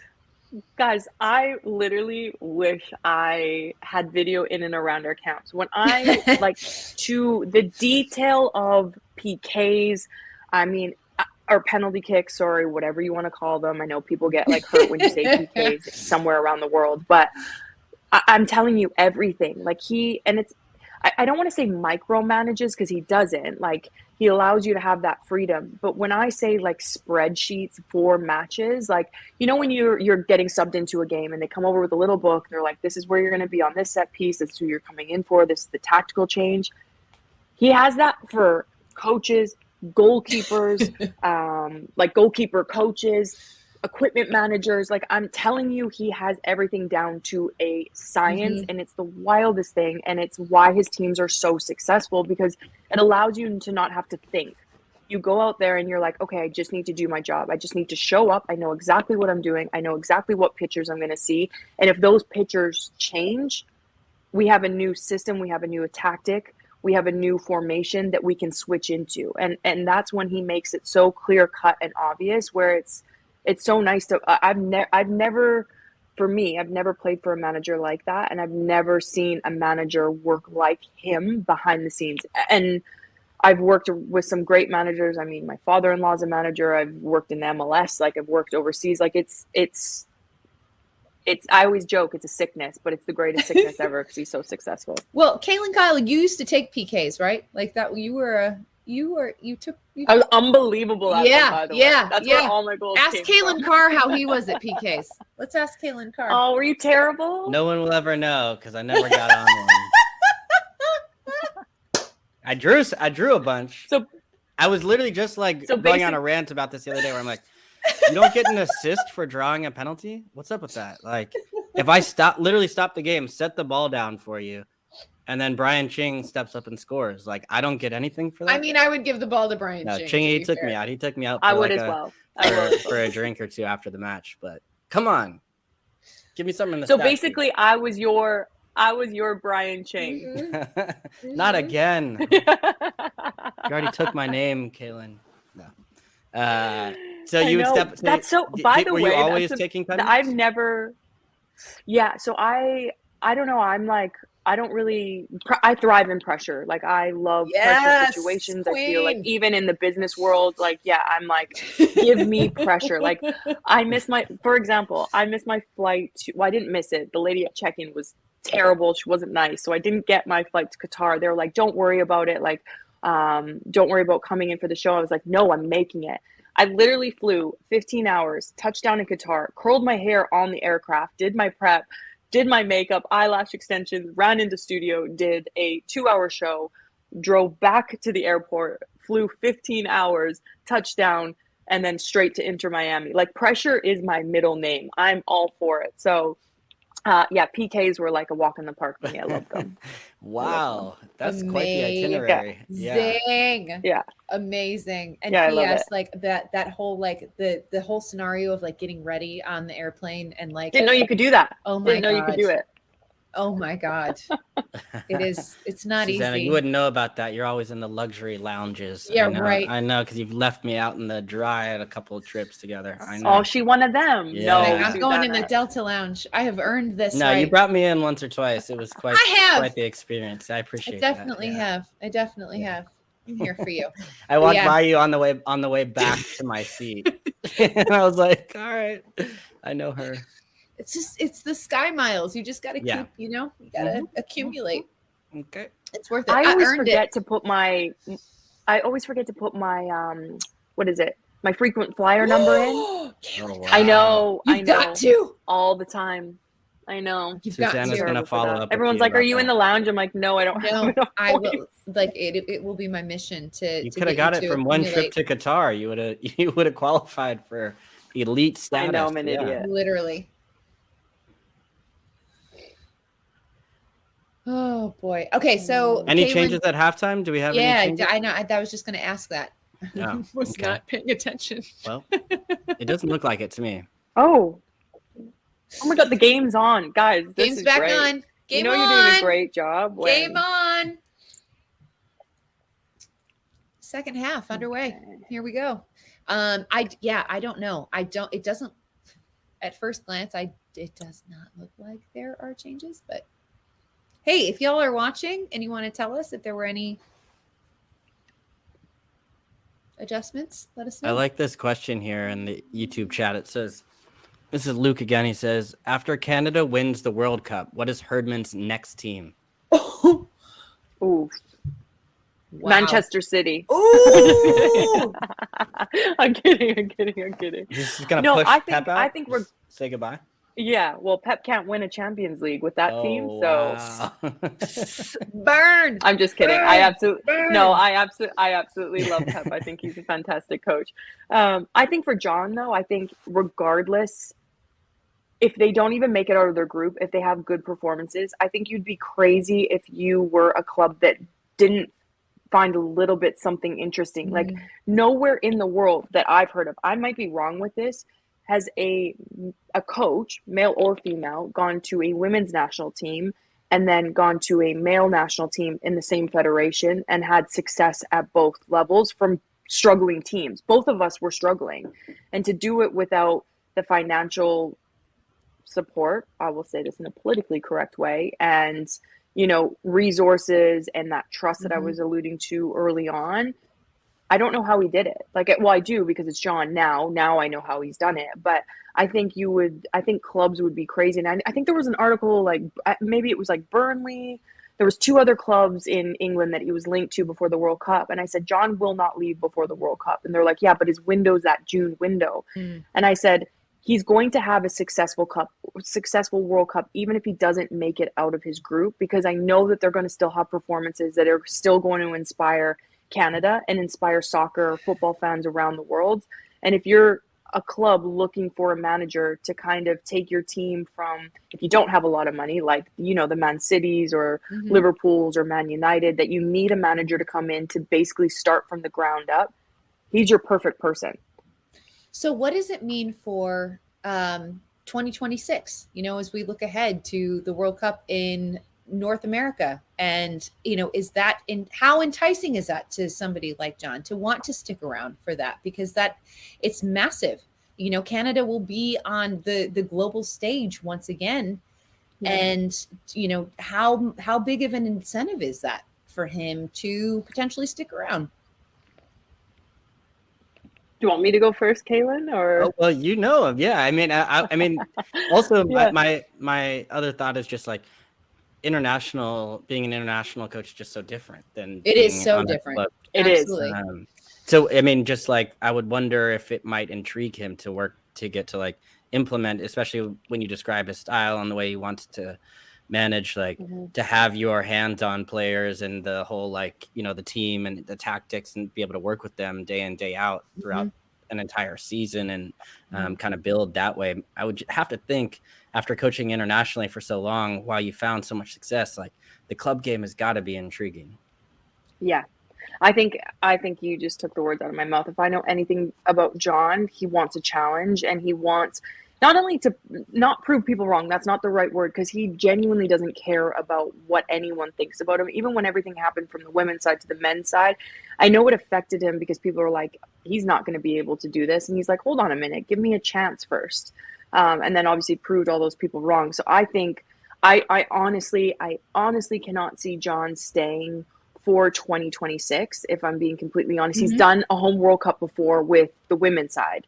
So he's already been with a national team that's played at home in front of their home country. Now I know it's obviously North America, Mexico, United States, and Canada, but I just feel like if the right team in Europe came around, a first team job, I cannot see him turning it down. I mean, I think his dream job would probably be Newcastle, if I'm being completely honest. But I can't see him saying no to Europe. And I mean, I think he would be crazy too, because I think, and I know he would be so successful. Like, why not test yourself when you've already tested yourself with numerous national teams, New Zealand, the Canadian women's team, and now our Canadian men's team. You have to take those opportunities too as they come. It's funny. Alexander Van Norman in the chat says Newcastle as well for John. But yeah, I mean, those are, we know how volatile that job is, and so if you have those opportunities, you have to take them. So you would say that, like, for John Herdman, that is coaching in Europe, a club team in Europe is an ambition for him. Do you think? Yeah, I think he has obviously proven himself on and you touched on it. Coaching international and coaching I'm like tongue tied. Coaching club is a very different beast. But if I know anyone well enough, I know that he would be successful. Now, selfishly, I don't ever want him to leave Canada Soccer. I'd love for once he wants to maybe step away from coaching, that he can be the president of Canada Soccer, because I just, the man's brilliant. And not only the business side, just player side, and just being a good human, and the work ethic. But yeah, I would selfishly love to see him in Europe as well, because I'd love to see him be successful in Europe, because that's how much I care about him and think of him. And I think that's not only people that know him, but people that don't know him. Like, you want to see good people do well, 100%, whether they're male or female. Like, I love seeing good people do well. I just think it's like really inspirational, and it just sets the ceiling that literally you can do anything you set your mind to. And yeah, he's super inspirational, like crazy. That's cool. We're seeing in the chat, love hearing KK's insight on Herdman and how it matches up with exactly what I think of him. Build the man statue already. So everybody, right? I would echo that too, because it is great to get the insight and insider's perspective into what he's like, because you get that sense of him from afar. But I think to hear firsthand a little bit more about it. Kaylin Carr, would you have liked to play for him? It sounds like it. Yeah, sounds like it. That is he your type of manager? I think so. Yeah. Well, I think so. Yeah. I like the idea of like having someone who has like a very clear vision and plan for like the pictures that you're going to see in a match, and how he can prepare you for what you might approach and see. Yeah, I mean, I think that kind of you can see the connection within the group, and I think it's an interesting time for him. I would say it's challenging right now, especially the position that he's in. It sounds like he's well equipped for it, but wow, almost a chance there for a goal. Yeah, Curacao. That was nice. Yeah, putting a little bit of pressure on, but yeah, I just think he's in a tricky spot because when you're the manager, you're the exact middle point between the federation and the players, and you can't lose the players, number one, but it doesn't sound like he would. But you also can't come out necessarily and back the players in a public way, because you're also the representation of the federation who's paying your checks and all that. So he's in a really tricky spot right now as far as managing, really this past week and these next few weeks, and kind of leading up to the World Cup, of course. But I think he's proven a lot already, and I think the idea that it's a good reminder that while we might see players get exposed in a really good way, I think from the Canada men's national team at the World Cup, from a managerial standpoint, there's a big opportunity for him to get in the shop window as well too, and see prove what he can do if they can shock a couple teams and get out the group or something. It is. I mean, it is the World Cup is such a showcase, right? It is literally this is the moment. This is the moment, and stars are made. Caitlin Kyle of this group on Canada. Who do you think could be kind of the breakout star, the guy that is suddenly getting interest from all these European teams just sniffing around? Who could that potentially be? I think there's a lot of them. Yeah. I think you touched on Johnson in the back line. I think if he has a good World Cup, I think some goalkeeping as well. I mean, you look at the players up top. I know they're at big clubs, but someone like a Kyle Larin, he had a breakout season with Besiktas. They won the trophy not last year, the year before. Top goal scorer in the Turkish Super League, and then had a good season again last season. I see him going to a big club in England if he has a really good performance. You look at someone like an Alphonso Davies. Yes, he's at Bayern, but a huge club in itself. But someone like that maybe goes to, maybe not. Maybe Real Madrid, because you look at Mbappe was like, I'm staying at PSG. I'm collecting my wage next year. So, but you look at some of these players that they have those big names and they're at big clubs, but I could see them at bigger clubs if they do have breakout. I just think not finally, because we've had players from Canada play at big clubs before, but I just think you're going to see more of them and more talk about, wow, Canada actually does produce good footballers, which is really, really cool to see. Hold on. I have one. Oh my God, I mentioned him before. I'm literally brain dead at the moment. Eustáquio. It is. I'm pretty sure he's at Porto right. Yeah, no, he's at Porto right now. Again, big club, but I just feel like he couldn't even get a transfer. I know he just went to Porto, but I just think there's so many players within this roster. If they have a good World Cup, and like you alluded to, it takes one goal. It takes one good performance where a club's like, we can develop him. We can get him on a cheaper transfer than maybe a Kylian Mbappe or, Neymar or someone like that. So, yeah. I'm just proud of my Canadians. I agree with that. And, you mentioned just sometimes it can just literally be a moment. And when I think of somebody on that team that can just find that moment, I still think Tajon Buchanan still has I do too. When we've seen just the way he's leaped from one step to the next, and I know that they won the Belgian league, but he's just the type of guy that I could see having a moment against Belgium and just scoring an incredible goal, and then from there on it's say goodbye, because it's just, there are a lot of these Canada men's national team players that are at big clubs, but in not the top leagues, so to speak. And those are still bargain values when you look at the bigger clubs in England, or if you look at clubs in Spain that might want to come over and say, okay, we've seen it now at the international level on the biggest stage. Let's take a peek. And I still think about that a little bit from the U.S. men's national team perspective too.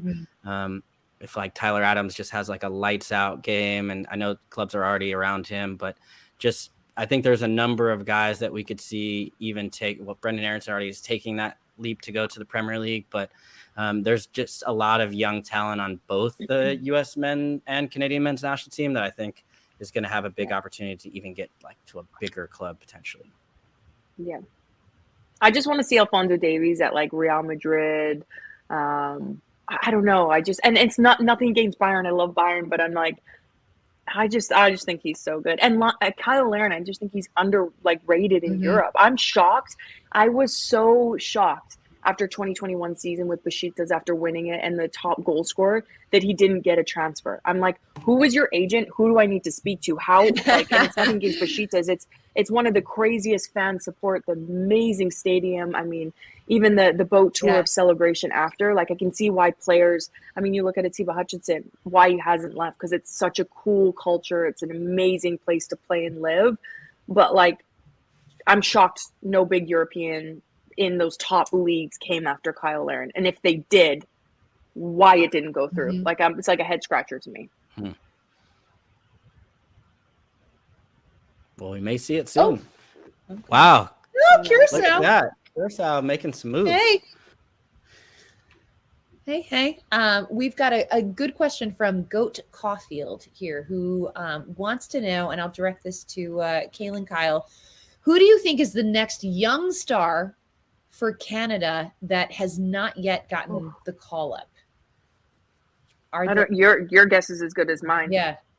Honestly, I'm so bad, and I will put my hand up for this. I'm so bad with our youth national teams because I work in 752 different leagues. I'm so bad for that. So I'm excited for obviously, U20 tournaments to come out, so I can tune into that. But I'm literally the worst person that you could ask for that. So I mean, I'm always truthful. So that's the truth that you guys are getting. Well, no, he also asked though, Ismail Kone, who we've seen.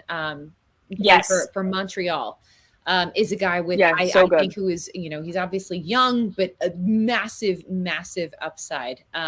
Is this a guy that could eventually kind of make that breakthrough? Yeah, definitely. I think that's 100% one of the players that you'll see make a break into the national team squad. And I think that's the most exciting thing with Major League Soccer is you look at how many of our Canadian players have come out of Major League Soccer, whether it's Alphonso Davies in Vancouver Whitecaps, Kyle Larin with Orlando. I mean, you look at some of these top players for our Canadian side now that started in an MLS. Richie Larea, prime example of what Major League Soccer has done for someone, was on Orlando City B team, barely breaking into the first team, then gets a free transfer to Toronto and decided just to go home. Finally broke into that due to injuries and lack of performances, quite frankly, at Toronto. Was about to be the highest paid fullback in Major League Soccer before he obviously made his move to England, and now just been promoted to the Premier League. Like, what? You were playing with Orlando City. This is what Major League Soccer allows. It allows players to get those minutes, those 90-minute performance, that confidence that you only get from playing games. And sometimes it doesn't work out with one team, but you have the ability to move within Major League Soccer. And then, again, he's going to be playing in the top league in the world. I mean, some people are going to come at me and say, EPL is not the top league, Spain is. I'm not trying to decide or go for an argument. It's too late here on the East Coast. But this is an MLS audience. I don't think people are going to freak out about that. Yeah. We're cool. No, it's like it's really crazy if you think about that though. Like playing USL one side and then now you're in the EPL. I mean, it's phenomenal. It's crazy. So hats off to Major League Soccer. Like even the competition now over the last, since I've lived in America, I think it's been 10 years, the standard, people in Europe don't realize. They're like, oh, it's a retirement league. I'm going to come. Look at how many people have been found out. Like, oh my God, this is super transitional. The pace is so much quicker than I thought. The travel, like people don't realize the travel within North America. Like it's not a quick 45-minute bus ride or 45-minute flight. Like sometimes it's 6 hours cross country. So yeah, I love it. Yeah, well done, actually, Richie Larea, I believe, was just subbed in. So he will be making an appearance in this match. And to your point, Kaylyn Kyle, we've got 9 current MLS players on this Canada men's national team roster, which is substantial.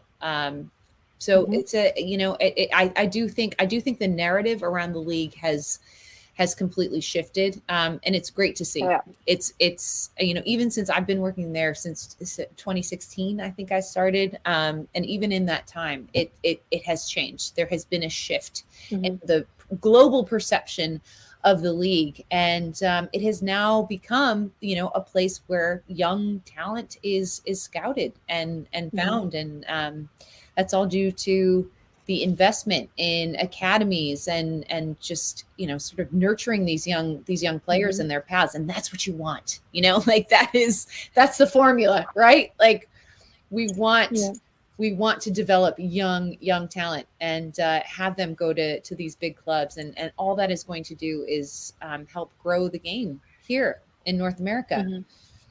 And we're getting there. We're getting there. I think one thing too, adding to that is just, you look at Major League Soccer and you look what they're doing. I know because I played in the league, but Major League Soccer teams getting behind the women's side. So not only the men's side is developing, the women's side is developing. I mean, it's the number one registered sport in both.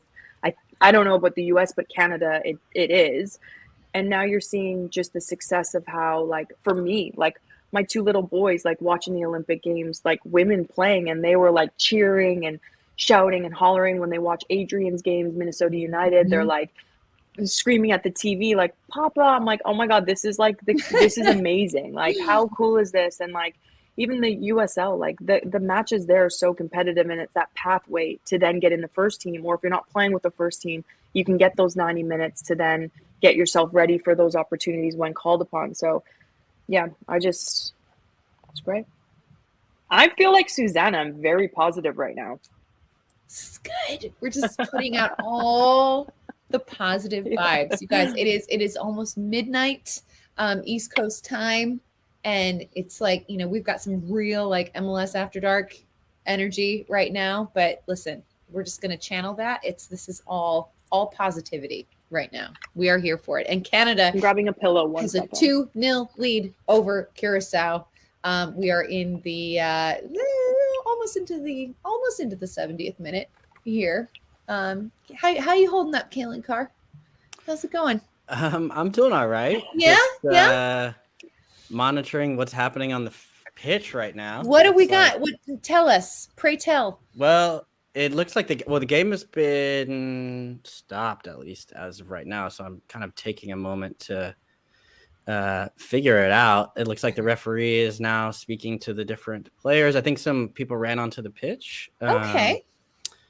So I couldn't really tell. It looked like two people came closer to the goal posts. That was the only thing I saw. And I don't know if it was a protest or what it was. Well, I mean, at this point, we can't rule it out. There has been some, you know, off the field storylines that we've been following. So I suppose anything is possible. Sorry, I didn't have a great answer for you there. No, Susanna. but listen, no. Hey, That's we're all in the same boat here. We're just watching the stream. Wait, it looks like they're examining the goalpost right now. The net. Yeah. Still there. All right. We are not sure. Okay, they're like, everything looks in place, and strange. Yeah. One thing, I think Curacao has been better in the second half, and they have been threatening. And it does bring up some of the questions around the Canada back line. Okay. I wanted to get to this. I did want to get to this because if there is, you know, for as much as we have sort of waxed poetic about their attack, the back line is probably the one area that would give you pause. Kaylin, Kyle. Yeah. You know, for you, what does that look like right now? If you had to kind of grade the back line at where it's at right now, what would you give it? Yeah, I think for the qualification tournament, they were outstanding. And it's because John's structure. Now, when you're going up against Kevin De Bruyne and and I'm not taking anything away from CONCACAF players, but it's a whole different beast. And we touched on Canada having those one little opportunities. Susanna, don't make me I'm done. I'm throwing my computer away. Fonzie! It was fun. I think my Wi-Fi, I feel like I'm like on the dial-up internet here at my house. This was one of those goals where you saw it happening like Yeah. just It's just a matter of who was a going to minute finish before. Yeah, it was like, Yeah. oh, here we go. Oh.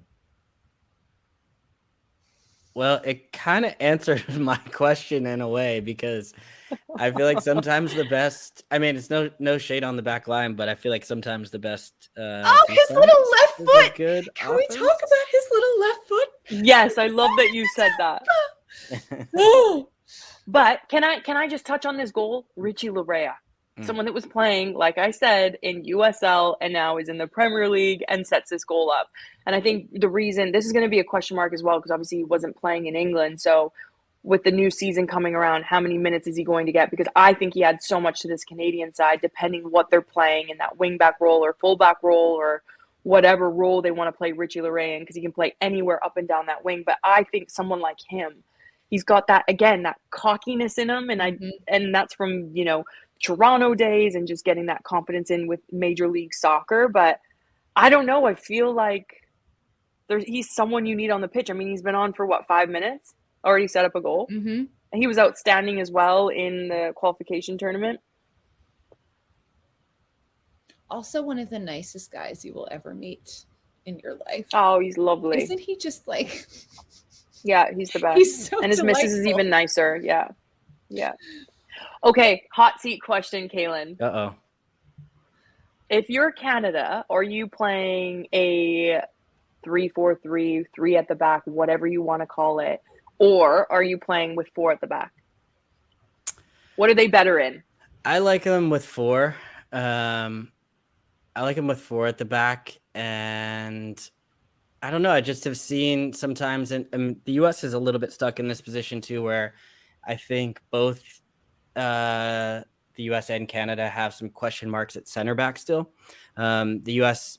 more so due to injury as of late, but I still have some question marks on Canada's back line. I like Kamal Miller, but him and Victoria, not a lot of like pace between them to be able to kind of turn and go at times. And then even Daniel Henry, a little bit similar profile as well too. So so sometimes I think you see managers look to try to go 3 in the back, almost to kind of like protect some of those individual center backs. But I think in a way, sometimes it doesn't quite work that way, where you're trying and win those battles in numbers. And I like the outside back positions for Canada, especially. I like Adekugbe. I think he's been really good. We talked about Alistair Johnson. I know he can play more as like, he could play in a 3. He has flexibility. Like he could play in a 3 as a central back. He could play as a wing back, which we've seen him do a lot for like Nashville last year. And he plays more centrally, I think a little bit more for Montreal right now. So I think I would probably go with the 4 in the back, but it kind of goes to, I do have questions about that back line and the center backs and how they'll get tested against some of the best teams. But again, I think it goes back to my question before of like, do you sit back and play a little bit more conservative, or do you try and just, because literally as I was bringing up the questions about the back line, Richie Larea comes in and like starts flying down the flank, and you commit numbers forward and you turn the question on its head, and you start pressing the other team. So I think there is something to that, to the way that Canada can just like turn the equation and really kind of apply the pressure and be the more aggressive team, which suits that personality more than anything. Yeah. Off comes Tejan now. Let's see who's coming in. Ooh. Wait, I think I'm caught up with you guys. What minute are you on? I'm 75-20 right now. Yeah, I'm 75-26, 7, 8. Yeah. Okay, I'm like 2 seconds behind. I just refreshed my thing. Oh, so I'm yeah. Okay. So apparently only took me 75 minutes. Apparently, guys, somebody, like 2 protesters came down and handcuffed themselves to the goalpost is what happened during that whole kerfuffle. It's just stupidity, isn't it? So what was the protest? That's what we did. We're not sure if it was animal rights. There was like a whole, like, there's a lot of speculation. Nothing confirmed. But Susanna, how do you monitor so many, watch the match, Yeah, how are you doing You're this? on the YouTube stream. I don't know where you are. You're on Reddit. I don't know where else you are. Twitter. Oh God, It's I don't impressive. know. I've lost my mind. It's done. We're done. I respect it. You're doing The it for all of vodka. us. The vodka has helped, although I've run out. It's Oh very no! sad. I know. Say it ain't so. We're allowed to drink on this, and you're just telling me now? Kaylin Kyle, I thought you knew. That's I a thought bad you host. knew. That I is a thought bad you host. knew. Wow. I dumped my wine out. No! And I told myself I won't do the branding. I got myself a fizzy drink because I was like, okay, got to be professional, you know? That's you know good. what? This is on me, and Yeah, that is on you. I take full blame. I take full blame. All right, Hey, now you Susanna, can you got to you can make it up to me. Well, yeah, you already promised you were Go going on. to send me some I will. champagne. So. Well, I will listen. Yeah. One day I will meet Kaylin Kyle in person, and I will take her out for as many drinks as she would like, and they will all be on me. Ooh, I love the sounds of that. Yes, exactly. And we can Well, have an I'll just say this. IRL. I love this. I will have a drink on the call up next week Yes! with you because I'm Yes, you finally will. on your show. Oh. Finally. Thank you. Yes, we encourage. See what I did there? A little tease. We encourage it. Yeah. And Hey, a for plug. Look at everybody, that. for Yeah. everybody watching, tune into the call up next week. Like and subscribe. Kaylin Kyle is our next guest, and it's going to be fabulous, and we're very excited. And I'll be drinking. So I think I had a Right, drink so when what? I was on the call up. This was like years ago Kaylin, now. we threw Kaylin Carr a retirement party, even though he had not officially retired ever, and we basically forced it on him. And then I felt really it was guilty. like a. It we was got actually. you champagne. We got you a bottle of champagne. Yeah, it was actually an intervention, Kaylin. They were like, "You." I was gonna say, yeah, it sounds like an intervention. But with champagne, yeah. So It was basically kind of. You're not Yeah, I gonna love play anymore, dude. It's over. It was a little. It was cathartic for you. But it was like a nice soft landing into men's league, so I appreciate it. That's where I belong. Men's league. Hey, there's nothing wrong with men's league. I do pick up on Nothing. Wednesdays, so It's the best. although I don't have know why I about wasted 20 so much time. blisters from last night, yeah. I wasted all my prime years playing pro. I could have been killing it in men's league. I mean, And by the way, come down to Miami because we have world-class players retiring here. Aguero was playing 2 nights ago I here. saw that. Amazing. I that saw is that. insane. Yeah. I saw that on Instagram. I He was, died. in a tank top, just scoring goals down in Miami. I was like, Yeah, wow, he was just like, that's he was insane. spraying the balling. ball around. I'm like, This was Yeah. wild. Oh, guys, we've got the highlight of that third goal for Canada up for your viewing pleasure right now. Look at that, Fonzie. I mean, God. Yeah. I he just love that hasn't, he kid. hasn't skipped a beat, I has he? just love that kid. He really hasn't, and that has got to be the most encouraging thing to see. Sick little finish. Oh, he's special. We just love him. We just love him. One question, and I'm It's sure a great, by the way, it's a great ball from Richie Larea. Richie Yeah. Larea. Like he takes that extra touch just to have those I don't know what the defenders are doing, by the way, but you see him take that extra touch. Most people would have just drove that across. Takes the extra touch, opens up the 2 defenders, and then slip. I mean, because I love Richie as well. I like seeing again people do well that are good people, but absolutely, great to see. absolutely. I'll love. say this. I take your guys' word for it on Richie, but he looks like the most frustrating person to play against ever. Like, Oh God, yeah. he would just be. He was never like that though. Oh really? No, just looks he was like- never like mean, that in when Orlando. I love that he doesn't back down, but he's got this where he just all up in you, not giving you a second to breathe. I remember watching especially against the US, he was definitely he was taking on the challenge of especially with Pulisic. Yeah. He was just He's that player that's annoying. You're so annoying, but you get the job done. You know, one of those ones that you always want on your 5-a-side team because you're yeah, no, I'm not going up against you. You'll leave maybe a cleat in or an elbow in. yeah. That was a beautiful. And he's got this other little gear too that I think, watching him play so much, people still underestimate his quickness and his ability to kind of get out of things. Because he just always seemed to find that extra little bit to get by people and just a nuisance. Oh, Nice little touch there, though. Nice little lift. I love that little lift. I know, I did. That is smooth. He's got he's got that like craft to his game. That would have been, Yeah. that would have been sexy. Here for it. Kaylin Kyle, one of the things I have always wanted to ask you, and I'm sure we're going to address this on the pod, so I still want y'all to listen to the podcast, but Adrian Heath is your father-in-law, which but it's just like it's okay. He is.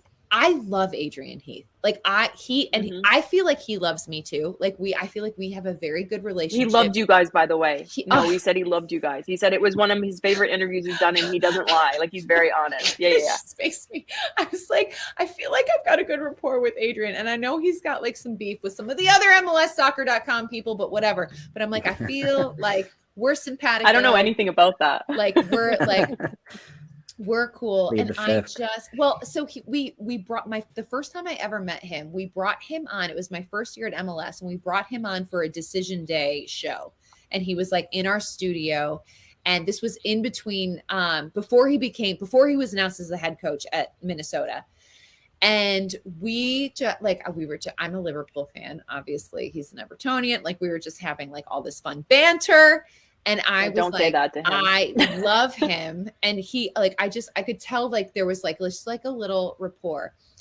And to me, I find him to be he's one of my favorite personalities in MLS. I love interviewing him. I love how he wears his heart on his sleeve. I'm here for all of it. But like as a father-in-law, what is Adrian Heath like? Like, is he like? He's the best. I would think that would be my guess, but I had to ask in real life because I was like, No, with Adrian, at first when I first came into the family, because he's like very old school English, I think at first he was like, you're a what? And I was like, oh, I'm a soccer player, and he was like, you're a what? Oh, and then he like would watch. Football. No, not in a rude way. Football. Yeah, not in a rude way. He was like, oh, like semi-professional, like, you know what I mean? Because it wasn't like super big. It wasn't big at all when he was playing. Mm-hmm. And then when I got into the family, I transitioned into the broadcasting career, and he had never seen any of my work. And I remember H was like, oh, like she got this like big gig, and he was like, doing what? And he was like commentating, and he was like, what, like on football? And it was like, yeah. So he tuned in, and I remember he does not give compliments out. Never. And he messaged me, and he was like, I'm so impressed by your knowledge of the game. Literally so happy that you're my daughter-in-law. And it was the best compliment ever. I screenshotted it. I sent it to H straight away. And he was like, wait, what? He was like, I've never even got a text like this off my dad. He's literally my biggest supporter. Doesn't miss any of my shows. But I'll be the first person if I've said something wrong, or like I've maybe called the game where tactically I've gotten it wrong or whatever. He'll be the first person that texts me and be like, what game are you watching? And I'm like, what? Like, what? So like me being me, like everyone that follows me on social media, like when people go after him in Minnesota, I'm like, it drives me insane, because if you look at Minnesota United since day one and since the roster, what they've done in Minnesota is outrageous with the budget that they've had. 100%. One of the lowest capped budgets within the league. And I think he's there's only 3 managers that have made the playoffs in the last, is it 4 or 5 years? And he's one of them. So like people are like, goal. 4 goals. Goal Cavallini. 4 goals. Go ahead. I'm loving the story. But like, go ahead. But even it drives me insane. And I won't say his name on here. He is a reporter. I don't think for Major League Soccer. He had tweeted something like 8 words to describe Adrian Heath or that performance. And I took it to heart, like, because I saw the responses, and I like went at him. I was like, you have no idea what you're talking about. You've never played football. I went to like a child mode. I was like, you've never played at a high level. I was like, get your facts straight. Anyways, needless to say, I'm blocked, which is fine. It means I've touched on the right buttons. Because I always check to see what's the eight words or whatever.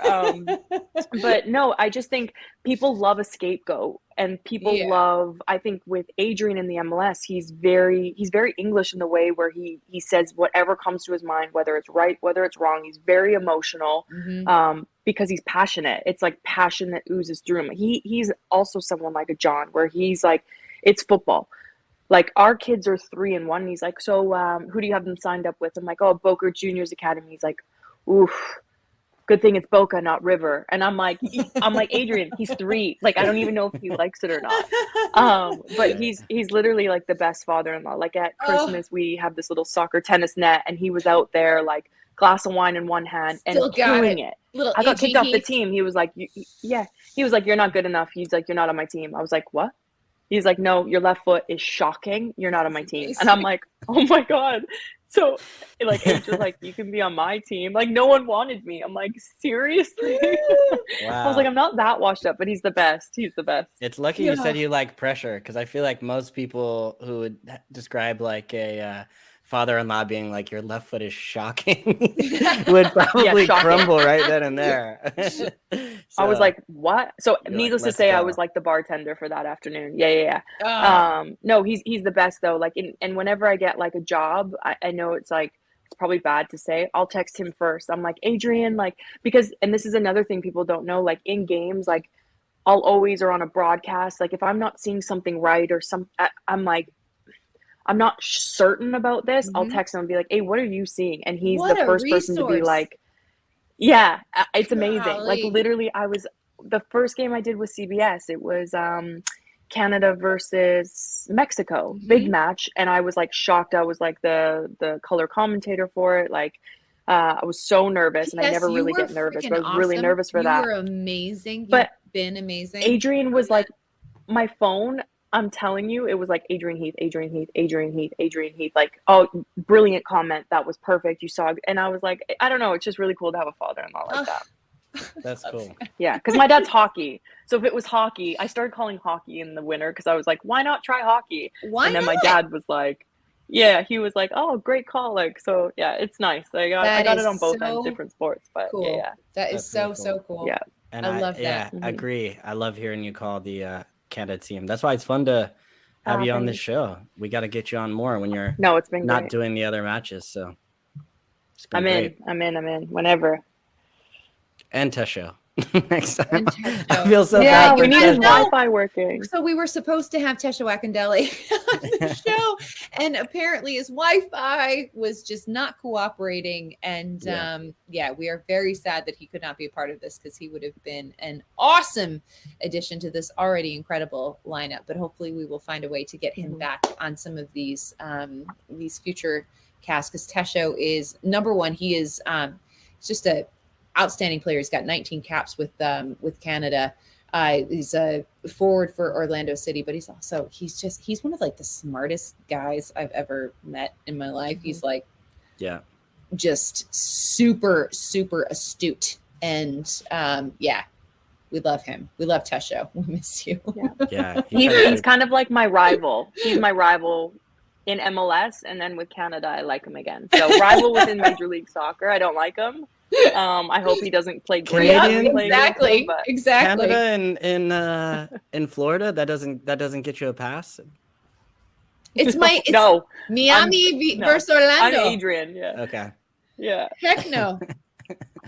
All right, I respect it. Well, I gotta say, I am excited for this episode of the Call Up, because if that was like a little sneak preview of anything, it's gonna be a good one. Nervous. You have no idea. We are like, Jill and I are like, I'm nervous. No, we're giddy. We are like literally like, I love Jill as well. Jill's great. Out over this. We're so pumped. I know she's phenomenal. I saw she was on ESPN doing the. She's gonna be on tomorrow. ESPN. Is she? Oh, gosh.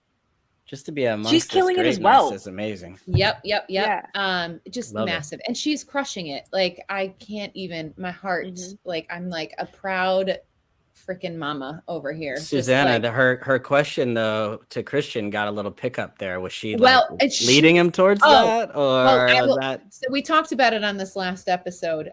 She was literally like, Susanna, I thought I was like just like throwing him up like a softball, like just like, here it is, like knock it out. And then she was like, he's like, actually, what? While I have you, he said, what? I'd like to chat. And she said her initial reaction was just to look at Michael Cameraman, who is the PR guy, because she was like, oh my God, if he can hear this right now, he's gonna die. Like it was like, oh God. So she was just freaking out. She was like, I cannot. Yeah. No, she did. Yeah. Great. She did great. No, she's phenomenal. We love her. We love Jill. But yeah, I mean, we're gonna have the best time in this episode. I gotta see if she's gonna ask him about the haircut. Yeah, that's gonna be the next question for sure. Well, I'm gonna make her, because if this is not discussed, then it's a missed opportunity. Let's be honest. Yeah. Ask if I was any inspiration to that, please. Exactly. The blonde. Like he literally he or held Neymar. Up a picture. Yeah. He held up a picture of Caleb Kyle's hair and was like this shade, perhaps. No, he held up a picture of Lance Bass from Insane. Yes! Like, this is what I want. Christian, we love you, but bye. I can't sing, so. Yes. I'll do the whole dance. That's In Sync, right? Or is that? Oh yeah, that's no. Insane. I don't know. Bye, that's bye. In Sync, right? Yeah. That was like the puppets on the string. Oh man, I mean, listen. Samuel Piet. This is. I forgot about him. Samuel Piet. That's a good one. I love him. I love people in the chat. They're like, this is hella unprofessional. No, this is high quality broadcast. Listen, you're welcome. Hey, Blaze P.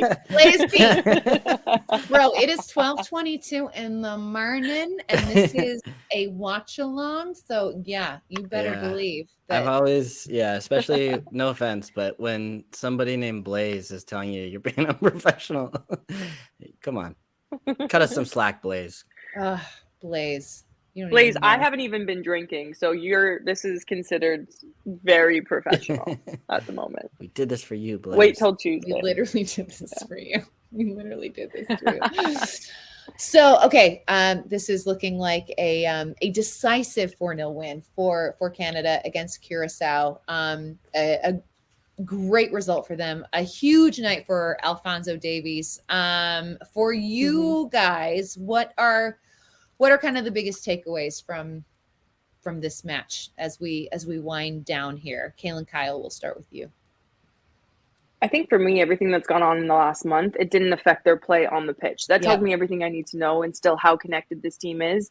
And then even unloading the bench, the momentum didn't change. The game plan didn't change. You still saw them changing formations in match. And this is something that John is so crucial in his basically getting ready for games, is being able to switch in-game tactically and having a player being able to do that in loud stadiums. Because once you're in the World Cup, you can't wait for a manager to make those decisions. Sometimes you need someone within the team that can make those in-game changes. And you saw it here tonight, even when they're a dominating performance, changing to 3 at the back just to try to find new platforms and be able to nail that down before going into a major tournament. So I'm not shocked with the scoreline, if I'm being honest. I'm not shocked with the performance, because I know playing under John Herdman that all that outside stuff going on wouldn't have affected this team, and he would have made sure of that. Love it. Kaylin Carr, what say you, my friends? Yeah, pretty straightforward for Canada tonight, and but what we would expect. There were just a couple moments maybe that were a bit worrying from Curacao, but that's going to be natural, and you got to give them some credit for coming out with the right attitude in the second half. But I think for me the big takeaway was just Alphonso Davies getting back integrated into the side. He seemed to be really enjoying himself. He seemed to be up for it. He started really bright from the beginning. Was even on the little things, as far as he's always got the quality, of course, you see him, but I think some of the pressure and the way he was just kind of like continually pushing forward and gave him some spirit and just a whole different energy. And so I'm sure even for the rest of the guys, like, you walk out and you feel confident without him, but you look over your shoulder as you're walking out for the, for the national anthem, and you're like, okay, Fonzie's back. Like, this is a good feeling for you. Yeah. So I think that's a nice sort of thing to kind of put behind them. And, I think there's still going to be bigger questions about what goes on with them in the federation that aren't going to go away right away. I think it's going to take a little bit of time from everything we're hearing so far. And, but I think, for them to come back together and just get, in front of the fans again and in Vancouver, I think is like a good step in the right direction for them heading towards the World Cup, because there's not a ton of games left for them. I love it. We've got a really nice compliment from Gordon Wallen in the chat who said, "You three have been great watching the game on 2DNA. Thanks, chat people, and listening to you three." That was really, thank you. We're trying to make it fun. That's my burner account, so you're welcome. I was like, is that Adrian Heath? I like that. Yeah. Yeah, it's Adrian. Yeah. You guys have Adrian. No, he'd be like, you right three now? are shocking. Yeah. I told him to tune in, to be fair. I die. Your commentary is terrible. I just die. No, this has been an absolute pleasure. The two Kaylins have been complete rock stars, as I knew they would be. Kaylin Carr, I adore you, and I miss you terribly. Kaylin Kyle, I will see you on the call up next week. And I honestly, the girl crush has just been reaffirmed times a million. Obsessed. You are fabulous. I passed your test. There was even a test to be passed. It was already solidified. She loves all Kaylins. Don't take it with a grain of salt. She loves. It's not even true. Oh. It's not even true. It's not even true. A little bit. Wow. No, she's beyond fabulous. But guys, we have another watch along tomorrow night. The United States taking on Grenada at 10 p.m. Eastern. You can watch that game on ESPN Plus, Unimas, and 2DNA. But we've got, I think, Andrew Wiebe, I believe, is hosting that one, but Shaori Joseph will be coming on. So you definitely don't want to miss that. So tune in to the watch along on YouTube and Twitch. And Canada will take on Honduras on Monday. I will be back for that game. That is 10 p.m. Eastern. You can watch that on Paramount Plus. And again, you can watch that watch along right here on MLS's YouTube and Twitch as well. But for now, guys, I'm Susanna Collins. That is Kaylin Kyle. That is Kaylin Carr. Thank you so much for hanging out with us tonight. This was beyond fun. Canada 4-0 over Curacao. Let's go. Good vibes all around. We'll see you next time. Kaylin. For real. Kaylin, lovely I never get to to say work goodbye with to you. another We need more of Kaylin on the this. show. Yeah, this is great. I know. This is wild.